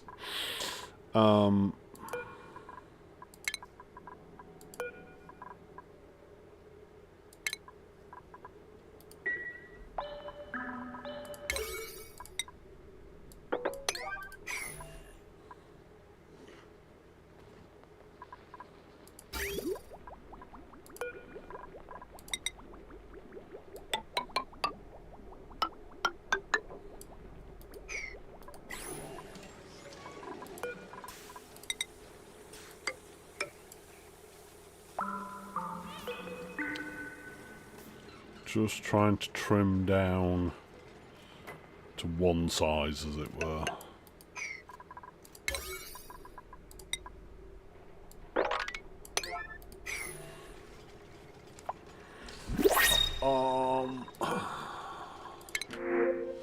Yeah, we're unfortunately going to be unable to have the new story trait because you have to choose them on what's the phrase that I want to use? On world creation, on playthrough creation. So, Commander Team Kill, first time chatter, thank you. Hi, just gonna lurk while working. Haven't played Oni for ages. Need to have another go. Never really got to space, to be honest. Well, my plan and bearing in mind I'm struggling a little bit to keep my promises of what I plan, is to start space next week. But I have just already planned two, not major projects, but two not small projects, so we say medium-sized projects. For not next week, next episode, sorry, next stream, which is on Friday, same time, 9:30 till 12 GMT. So if not next stream, then next week at the same time, Tuesday, will be when I start the space rocketry project. So hope you can join me then, and we can go through what's needed and how you get out there. I mean, to be honest, I at the moment haven't actually managed to get through to the other planetoid, the one that's connected to this yet, mainly because as yet I haven't actually found the teleporter. I seem to think I might be fibbing now saying that. No, I haven't found it yet. I found the materials, gas and liquid teleporter. My guess is it's either in, well, it's got to be basically either in there or in there. My guess is it's over here, but no, I don't think that's it. Yeah, so that'll be interesting. We've only got the one planetoid as of this moment.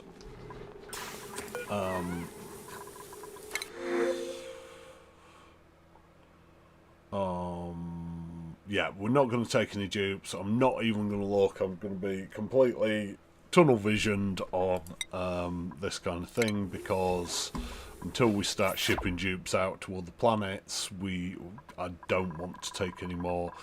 In the next couple of streams, once this is up and running, if it ever gets up and running, I genuinely, I don't know, I have done some things differently, but I've genuinely not had an industrial sauna take this long to get up and running. So yeah, slightly annoyed about that one.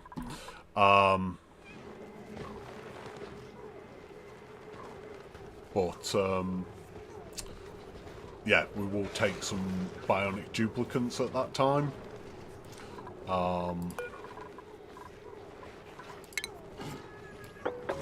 And that is essentially what this area is for. But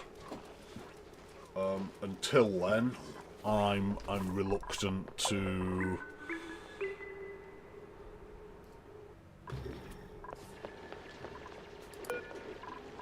do so.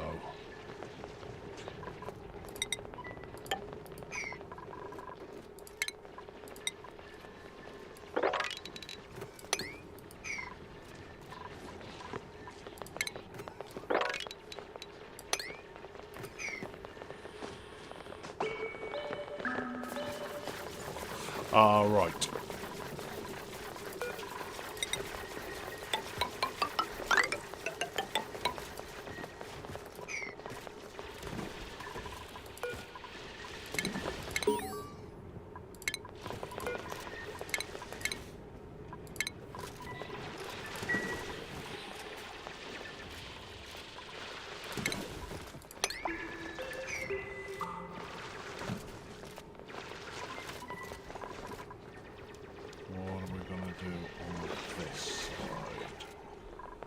Think pretty much going to do the same. Voila.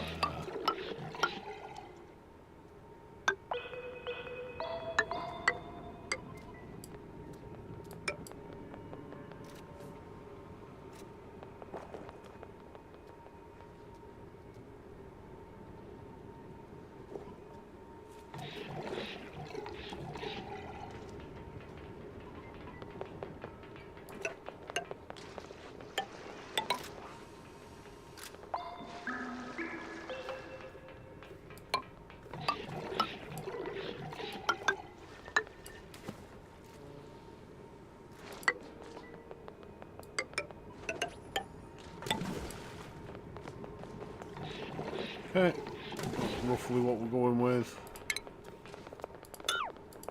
It's not all what I wanted to do. But, right.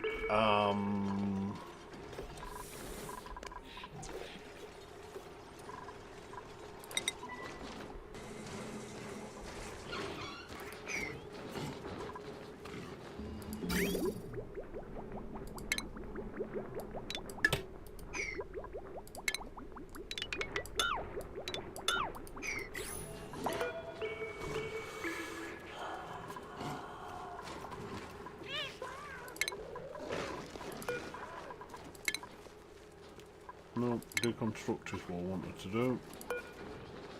Yep, which I did do.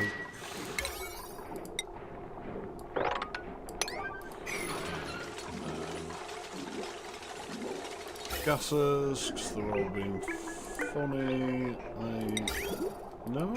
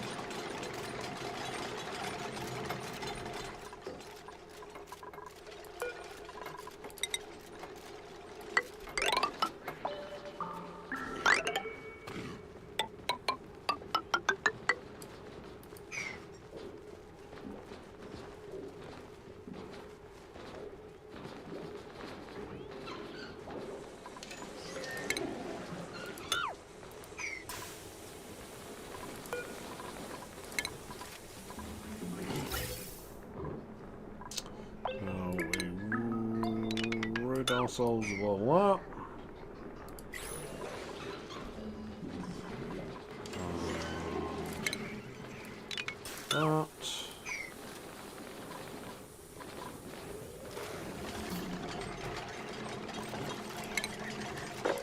Two.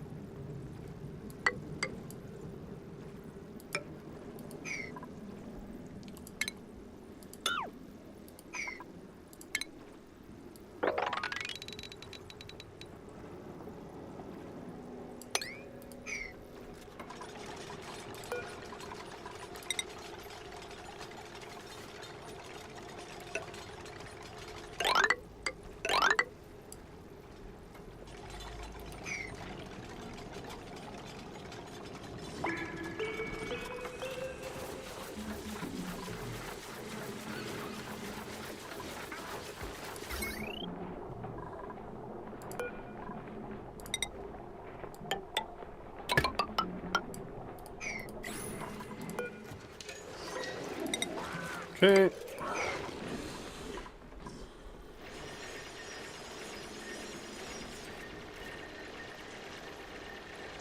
So that will be the base. Almost entirely enclosed. Fairly side, hi. How long have you been playing this particular run? Well, the very easy answer is 240 cycles. Um, but if we look over there, it tells us that this has been 44.54 hours. Some of that will be just on pause.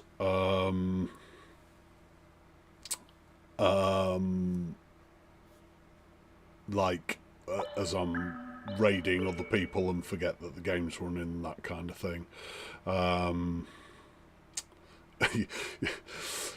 Don't worry, Philly. Yeah. So a cycle is it's a little bit strange because it's technically a day, but at the same time, I think Clay get confused, and certainly as a result, a lot of players get confused, and people think that a cycle is a year. There's I forget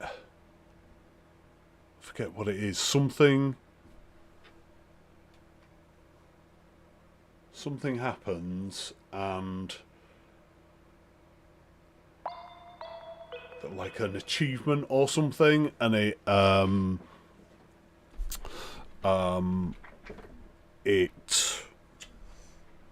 over things with my chair. Oh, charging cables. Sorry. And it makes out like you've been there for years, but at the same time, there is an achievement for 365 cycles, which is a year exactly. In fact, it's 365.6, I believe. And as for not knowing the game, no, that's absolutely fair. So whereas Don't Starve Together is the more individual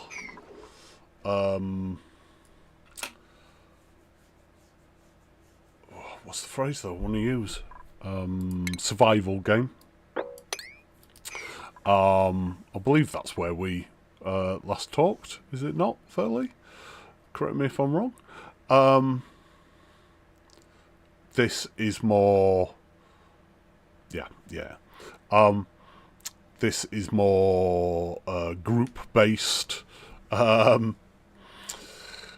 I knew it was last week, Fairly. I just couldn't remember if it was the Don't Starve Together or if it was... What's the other game that I'm playing this week that I started last week? RimWorld. Yeah, so this is more about keeping the group going. It's the way I treat it is a bit more like an ant colony. So while you may lose the occasional duplicant, it's for the greater good of the colony. They sacrifice themselves for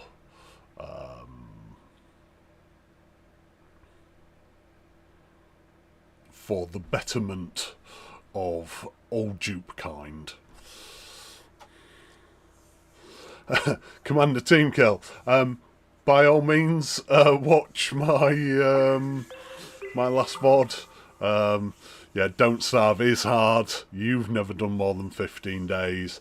I have managed 30 days. I got up to the boss, but I didn't get to the boss. Basically, I've never managed to get into winter with enough preparation to actually survive winter for any particular length of time. So yeah, I'd struggle with Don't Starve, but it is where I'm attempting to improve my gaming and get good. Unlike this game, which is my absolute joy, this is more technical, whereas Don't Starve is more the phrase that I want to use.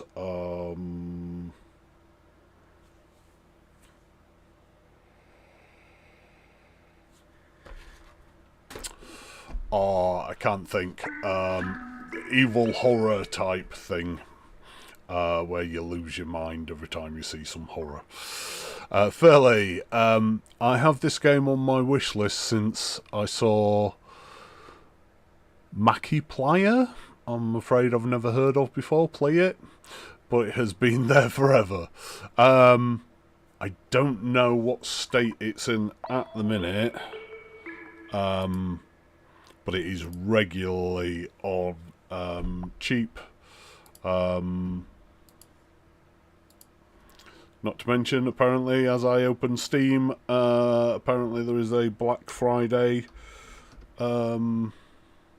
It is 70% off on the base game, 33% off. I'm not sure if it will tell me all the bundles and everything.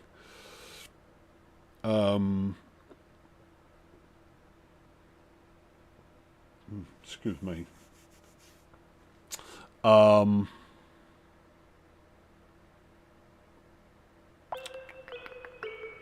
There's normally, but I can't see it at the minute, there's normally a bundle of Spaced Out and Oxygen Not Included. And I'm pretty sure I've seen a Clay bundle before as well, which might be worth looking at, because even if you've got Don't Starve Together, they will deduct the price that you paid for Don't Starve Together from that bundle. Yeah. But even if you don't get all the DLCs at the minute, because while they are mostly worth getting, I'd sort of say 50-50. If you really enjoy the game, they are definitely worth getting. If you're unsure, then they might be worth getting.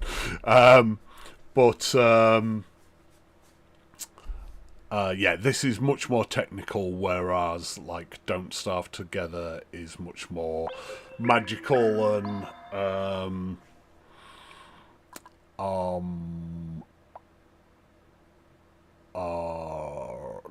I cannot think for the life of me what the word is. It's on the tip of my tongue. Horror genre thing. Let's have a look.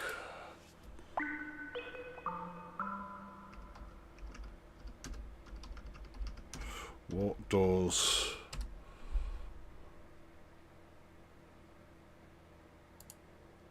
AI tell us? AI tells us a load of rubbish. Written.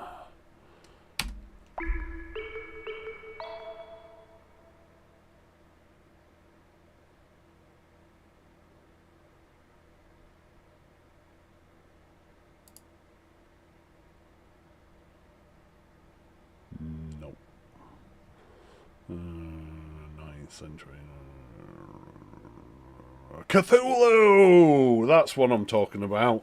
It's Cthulhu-esque, and I can't think of the bloke that wrote it.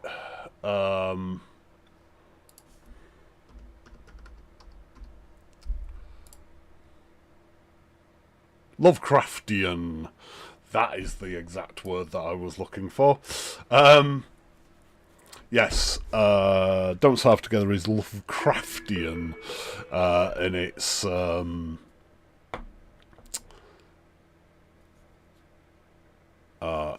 its operation. You sort of have an amount of scientific stuff in there with the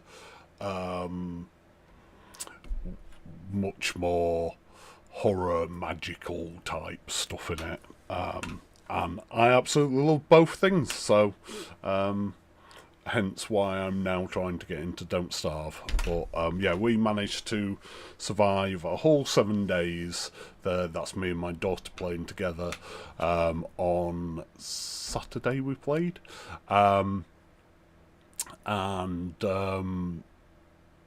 It was wonderful, and I know exactly what I've got to do, but actually making that happen is a whole different thing.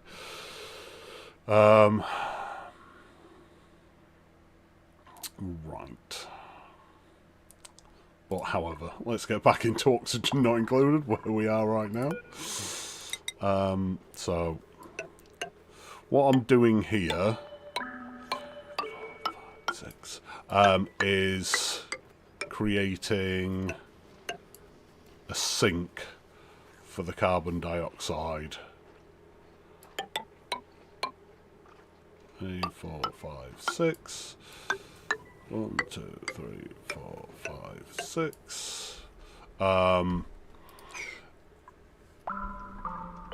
also I need to get this up and running before I can actually shut these down and close it all off. But the vast majority of the base is now enclosed. Ooh. I didn't realise I was taking the top layer of the abyssalite off there, but it shouldn't be the end of the world. Yeah.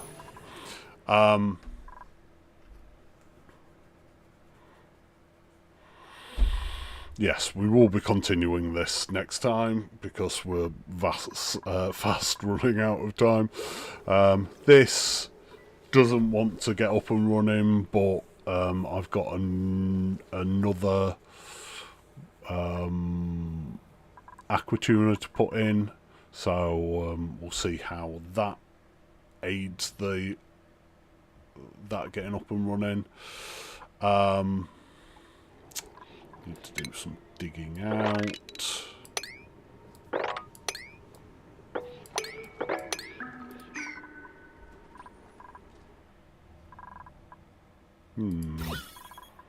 Just spotted we are.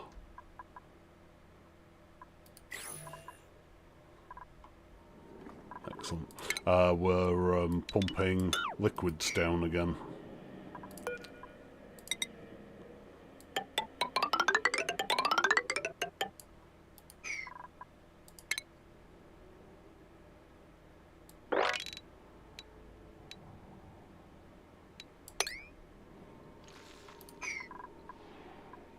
Okay. We'll get that one next time. That's our third project of the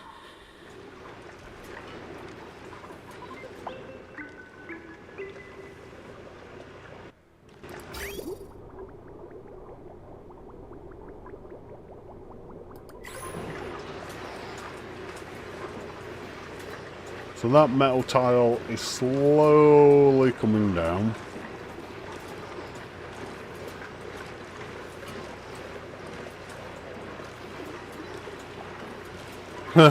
Congratulations, Furley, for buying.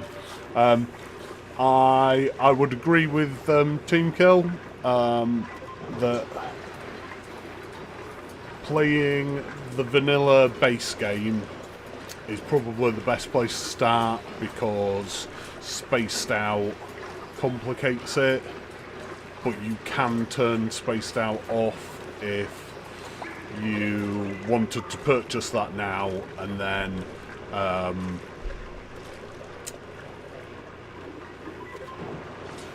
what am I trying to say? If you wanted to purchase that now but not have that in your gameplay, and all of the DLCs are, all the other DLCs are like optional. You can choose to include them in your gameplay or not. There is no once you've purchased it, you must play with that bit of the game. Just one thing that I particularly enjoy about Oxygen Not Included, so worth considering.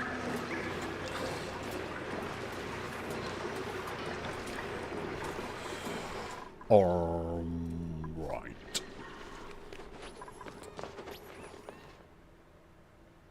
I think I am reasonably happy with this. What we'll do is do some digging out.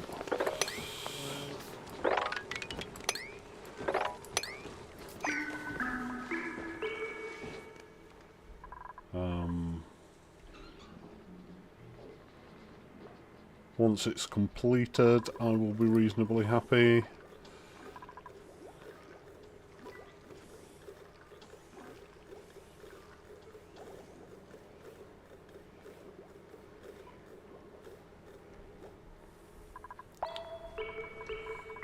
We have at least defined our base. What I'm going to do is just have one entrance at this end. That everyone will go out of, and then we'll either go up and around if they want to get over here, or they'll go down and over if they want to go down here. Obviously, if they're over here, they're straight out here. Collapse, that's fine, they're all on it.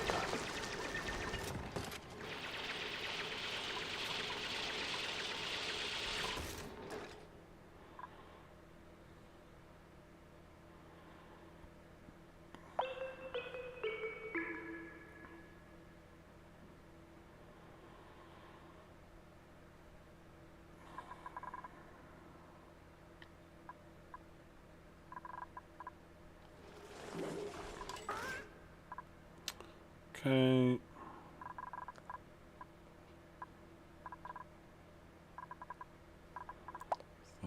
Anything running through there that I should be aware of? No? Okay. Just notice this getting up.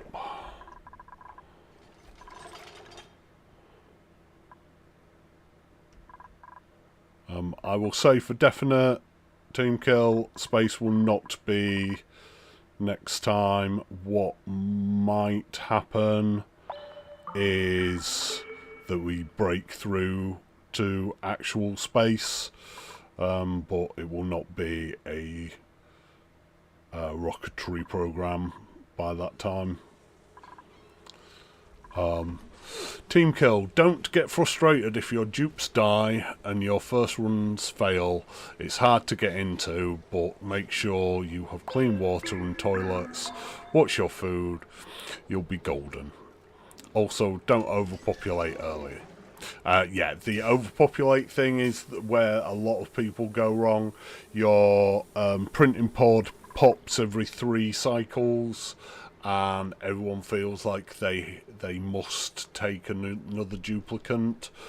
Be picky, and only take a duplicant if you can see a reason to take a duplicant. How do I put it?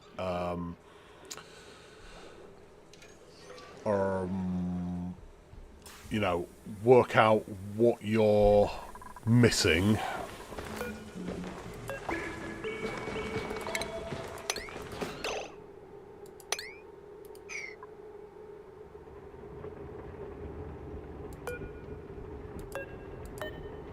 Okay. Work out what you're missing and fill that need rather than take a duplicant because it said it's popped up and gone. These are your 3 duplicants. Which one do you want? People will die, and that is okay. Absolutely. And you know, I am the archetypical evil boss when it comes to this game. So long as they're not being inefficient, I'm quite happy to put my duplicants into harm's way. Yeah, you know, and a little bit of self-promotion. If you check out my YouTube, which I will share momentarily.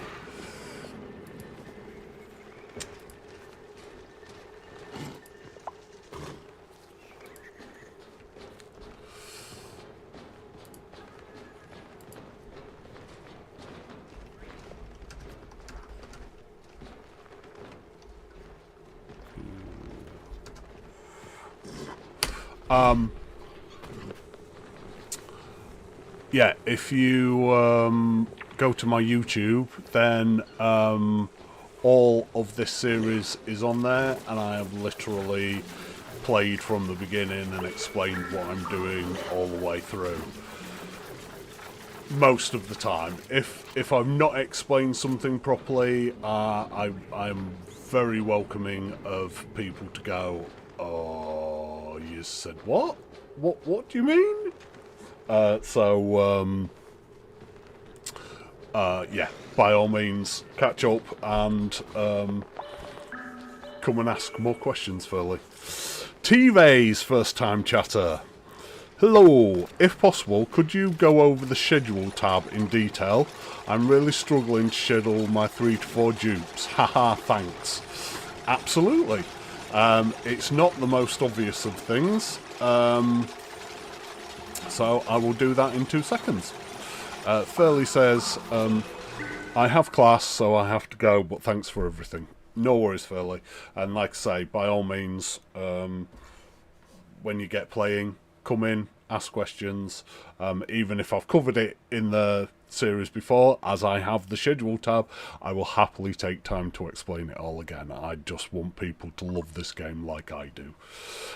So yes, the schedule tab, or schedule if you are of the other variant of saying things. So the way I set things up is I have an onboarding schedule as the first one. The existing schedule I always put as pure work, and that's where everyone comes in and joins immediately. When I take on a new duplicant, they will always be added to here.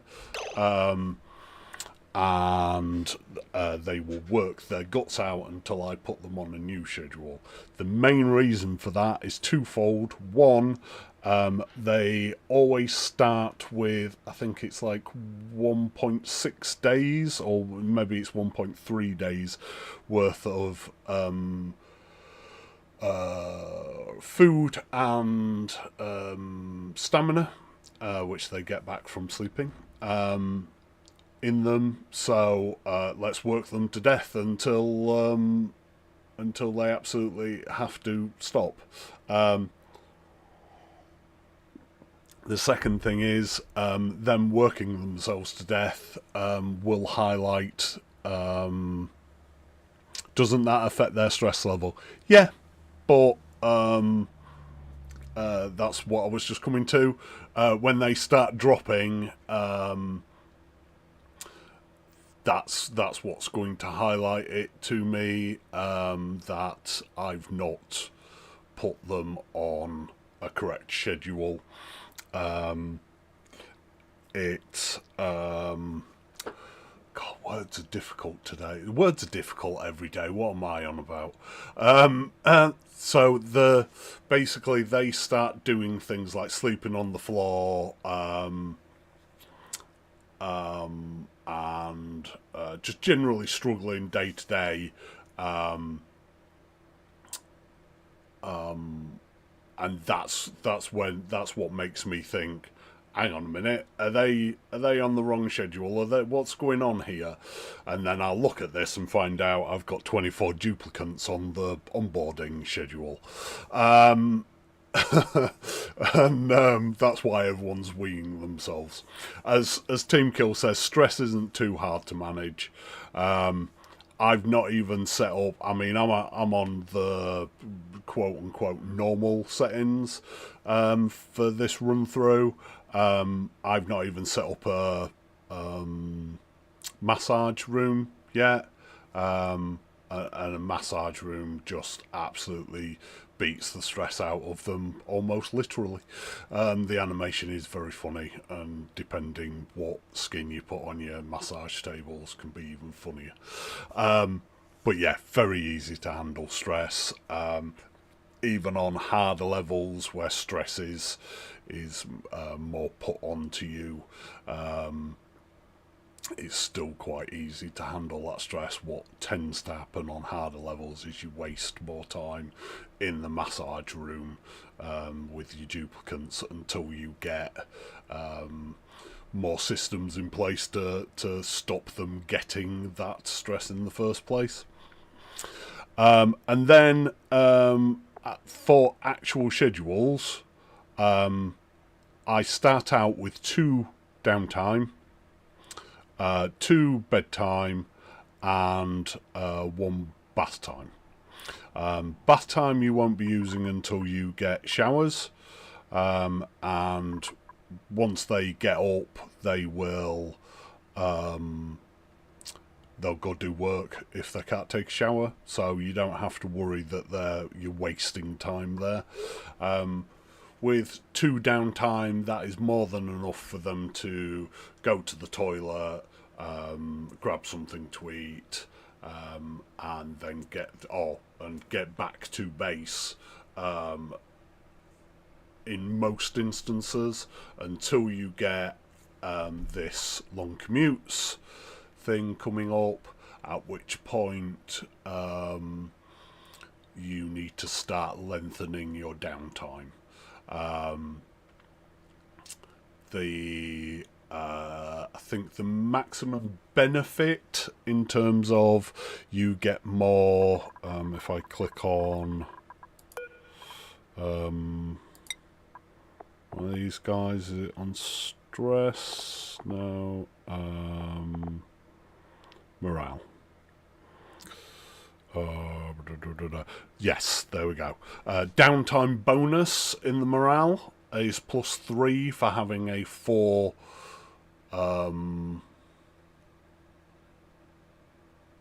section downtime. 4 downtime. Oh, like I say, words are hard, people. 4 sections of downtime. I think the maximum you can have is 5 sections of downtime, which I probably really ought to be looking at right now, and will probably do. Yeah, I'll do it as we're talking.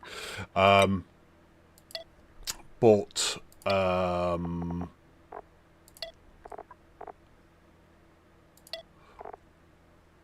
basically, every time you start getting that, you need to consider giving them a little bit more downtime.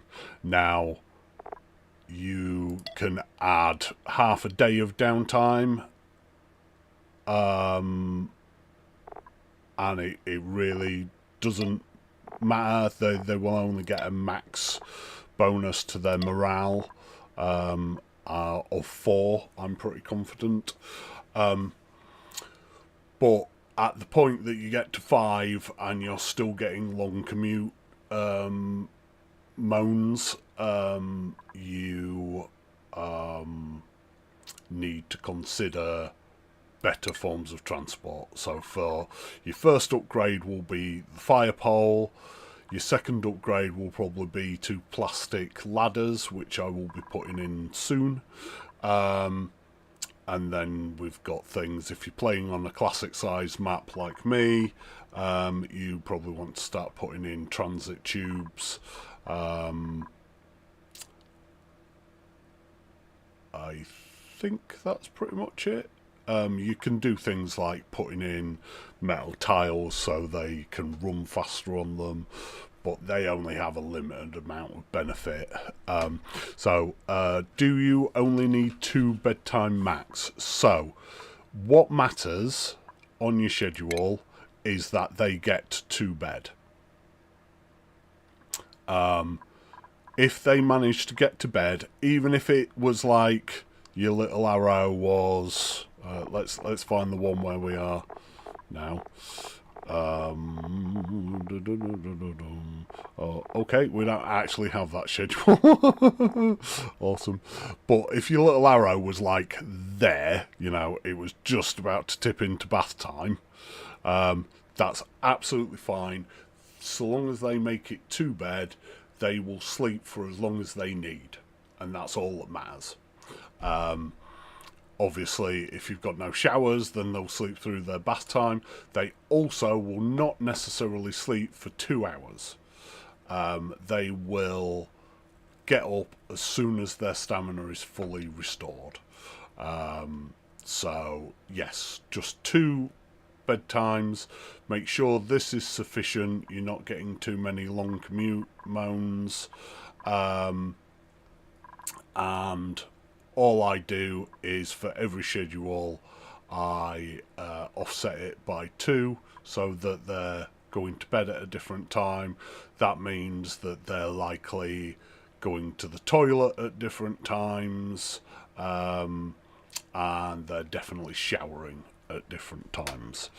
On that, what that means is all the communal equipment, which is the lavatories and the sinks and the showers, you only need as many as you have duplicants on that shift, on that schedule. Anything else? Oh, now with the change of the mess tables to be able to assign to public, that means you only need as many mess tables as you have duplicants on a shift. And similarly, once we get the communal tables, so each one of those seats 3, so again you will only need as many as you have duplicants divided by 3. Yeah, I'm playing the base game. I'll finish it and then turn on DLCs. Yes, absolutely, that's exactly what I would do. Space is very different in vanilla.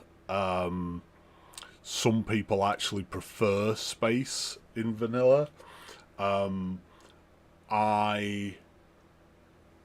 have mixed feelings about it. I enjoy the being able to go to different planets, whereas all you're doing in the vanilla game is sending rockets to different planets and then they come back with resources. But I enjoy, we've basically conquered this. I need to finish finding all the bits of it, but we have sorry, just spotted the trapped.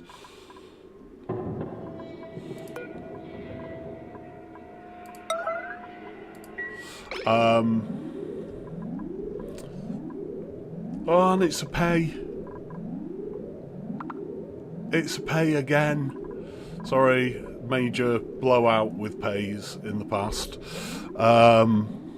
Trying to off themselves.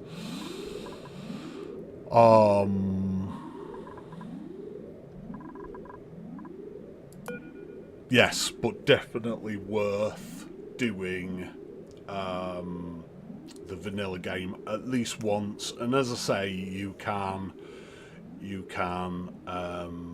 even when you've got Spaced Out installed, you can at any time turn Spaced Out off and play a vanilla game. I like to do that once every so often, and I will definitely be doing that at some point in the not too distant future, so as I can explain some of the differences between Spaced Out and vanilla. I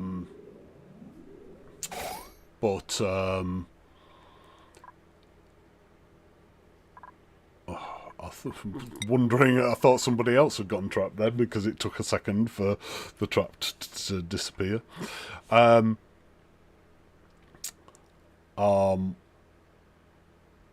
Yeah, absolutely, definitely ease yourself into each DLC. After Spaced Out, I would say it's entirely up to your interest as to which DLC you play after that. Spaced Out, I think you've kind of got to play as your first DLC. It adds so much to the game and makes it so much more not necessarily interesting, which is the word that I was going to use, but makes it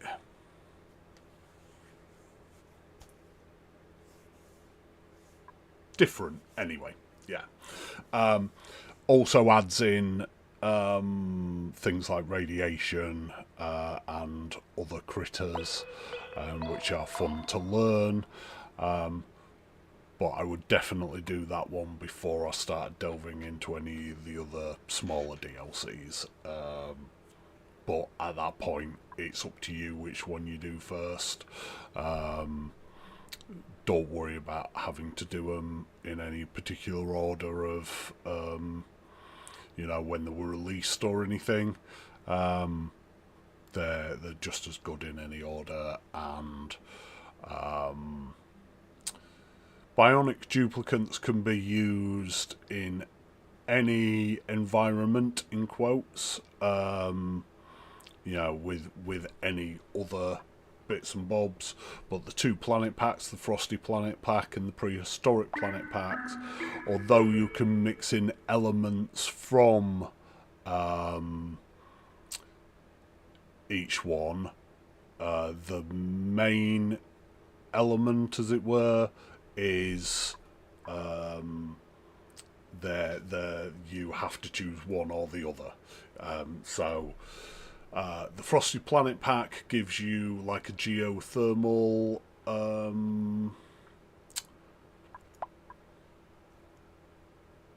system. I don't know how to explain it without actually showing you, which I can't do because I've not actually done it myself yet. But it gives you this system where you pump water in and it spurts it out much hotter, basically as steam. But you can put other things in it as well, and get other things out of it. It is semi-complicated to explain without an example. But you only get that if you start with the Frosty Planet as your starting place. On the Prehistoric Pack, you have a meteor coming to destroy the top half of your planetoid. Again, you only get that if you start on the Prehistoric Planet. You can have those planets as part of your star map, so they'll be somewhere abouts. It's all randomised depending on your seed, but they will not have those special traits. They will have all the critters, they will have all the same biomes, those kind of things, but they will not have the meteor or the geothermal special thing unless you start on those planets. Blueprint, just gonna go for the iron. I do, just because we're coming to the very end of the thing, and in fact, while I waffle, let's do a blueprint. What do we think is in the blueprint today, peoples? Do we think it's socks? Do we think it's gloves? Do we think it is something else, which is highly unlikely because that's pretty much what you never get.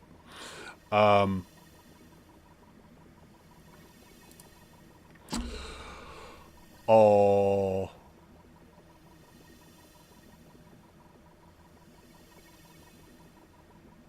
but I will also waffle a minute about the last few bits on the November quality of life update.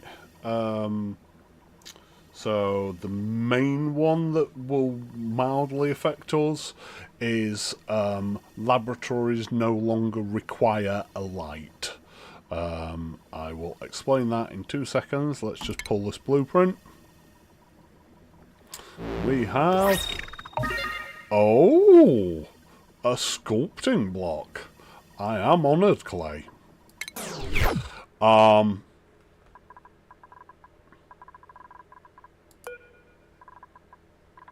Yes, so I always put my research station and my supercomputer right next to the printing pod for two reasons. One, if I then enclose it, that counts as a laboratory. And secondly, because the duplicants get a lit workspace buff while using these, and when I want research done, I want it done as fast as possible. You no longer require light in a laboratory. You will still get the lit working space buff should you put it in there. But yeah, so that's a bit of a change. Means when you're making big labs, you know, if I fill this whole thing as a lab, makes it less necessary to mess around with the lights, but I'd put them in there anyway, so it was never a big deal to me. Yeah, don't know. Don't know on that one. And then two that I will cover in more detail once we do get out to space is firstly, your duplicants now get a buff called Thrilling Flight, which gives them, I think it's something like 2 morale, which is brilliant. You know, wonderful. They're really enjoying that flight. But they are also slightly stressed, and they get something like 10% per cycle stress. So you have to counter that in some manner as well. Not the end of the world, but something to bear in mind. And the final one in that vein is when you have the POIs in space and you send Team Kill, thank you for being here. Hope you enjoy your lunch, mate.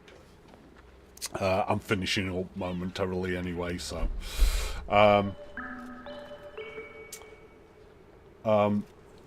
when you want to mine the resources from those POIs, you ordinarily would need to send a rocket with a drilling nose cone and cargo containers for the resources that you wanted to collect. You can now send them as separate rockets. That is to say, one rocket can do the mining and one rocket can do the collecting. They can do them at separate times or in the same time. It is up to you.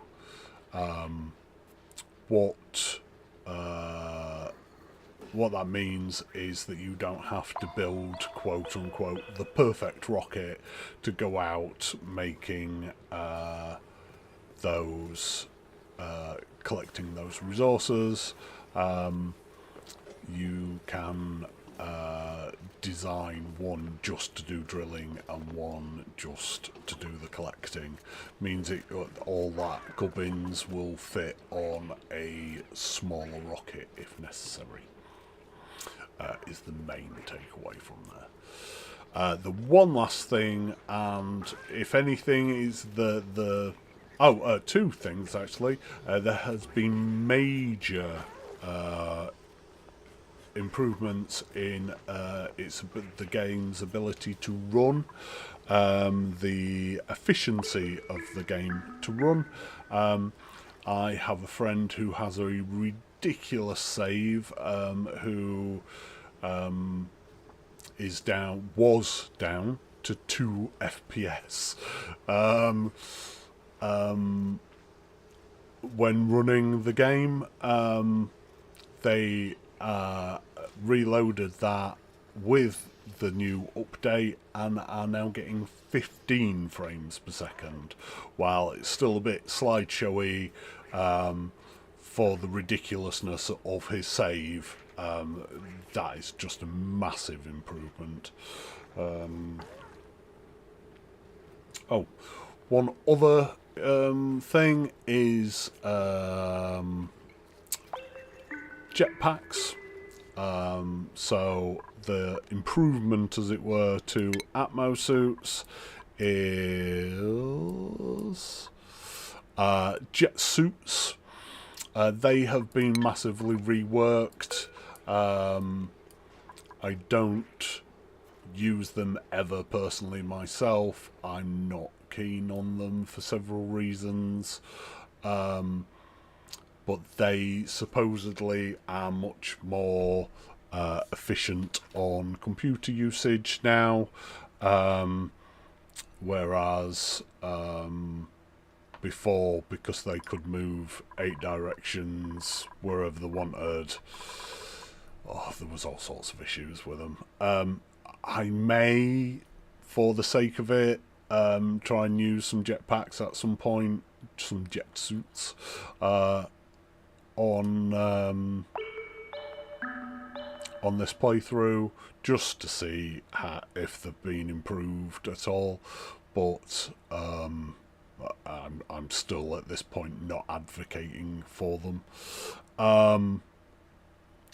And then the very final thing, which if anything is the downside, Clay are obviously putting out this update free of charge. All the improvements they've done, don't get me wrong, I'm sure they've got some income coming from somewhere in the near future, the next DLC. They are quite a smart dev team, if you ask me. But to, in quotes, pay for this update, they have released a cosmetics pack called the Neutronium pack, I believe. It's advertised on the main page of your game. Feel free to check that out.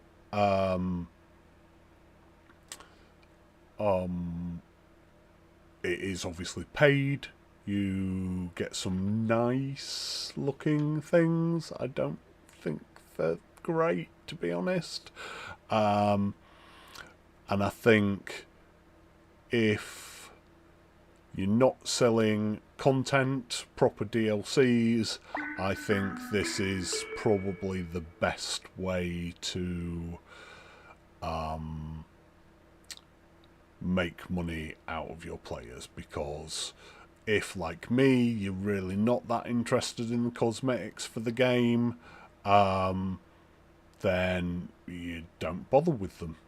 If you are interested in cosmetics and you have some spare money, or you've got a fear of missing out, I guess, then you go out and you buy this cosmetics pack.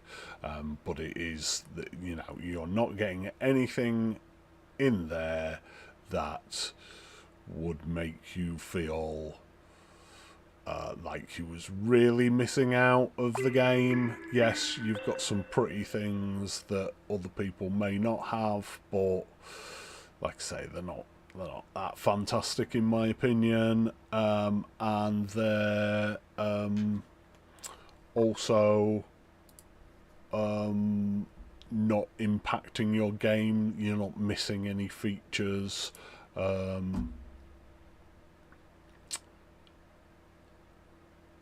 So I would definitely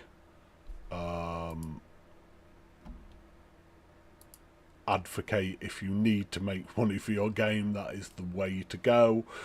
Personally, I would rather you just didn't try and fleece your customer base. But,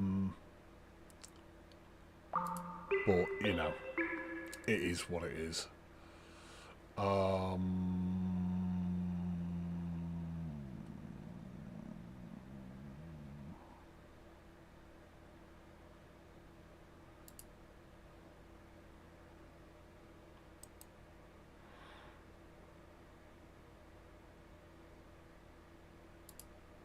Okay, I'm struggling for someone to follow.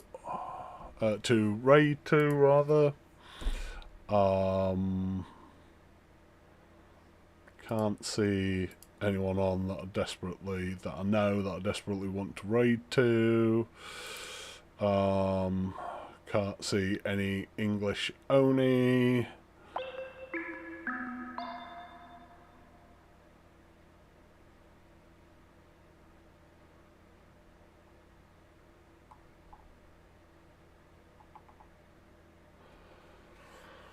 You know what, folks? I'm not going to raid out today. I'm just going to end the stream. Thank you for joining me. I'm back tomorrow with RimWorld, tomorrow and Thursday, and back with more Oxygen Not Included Beginner's Guide on Friday.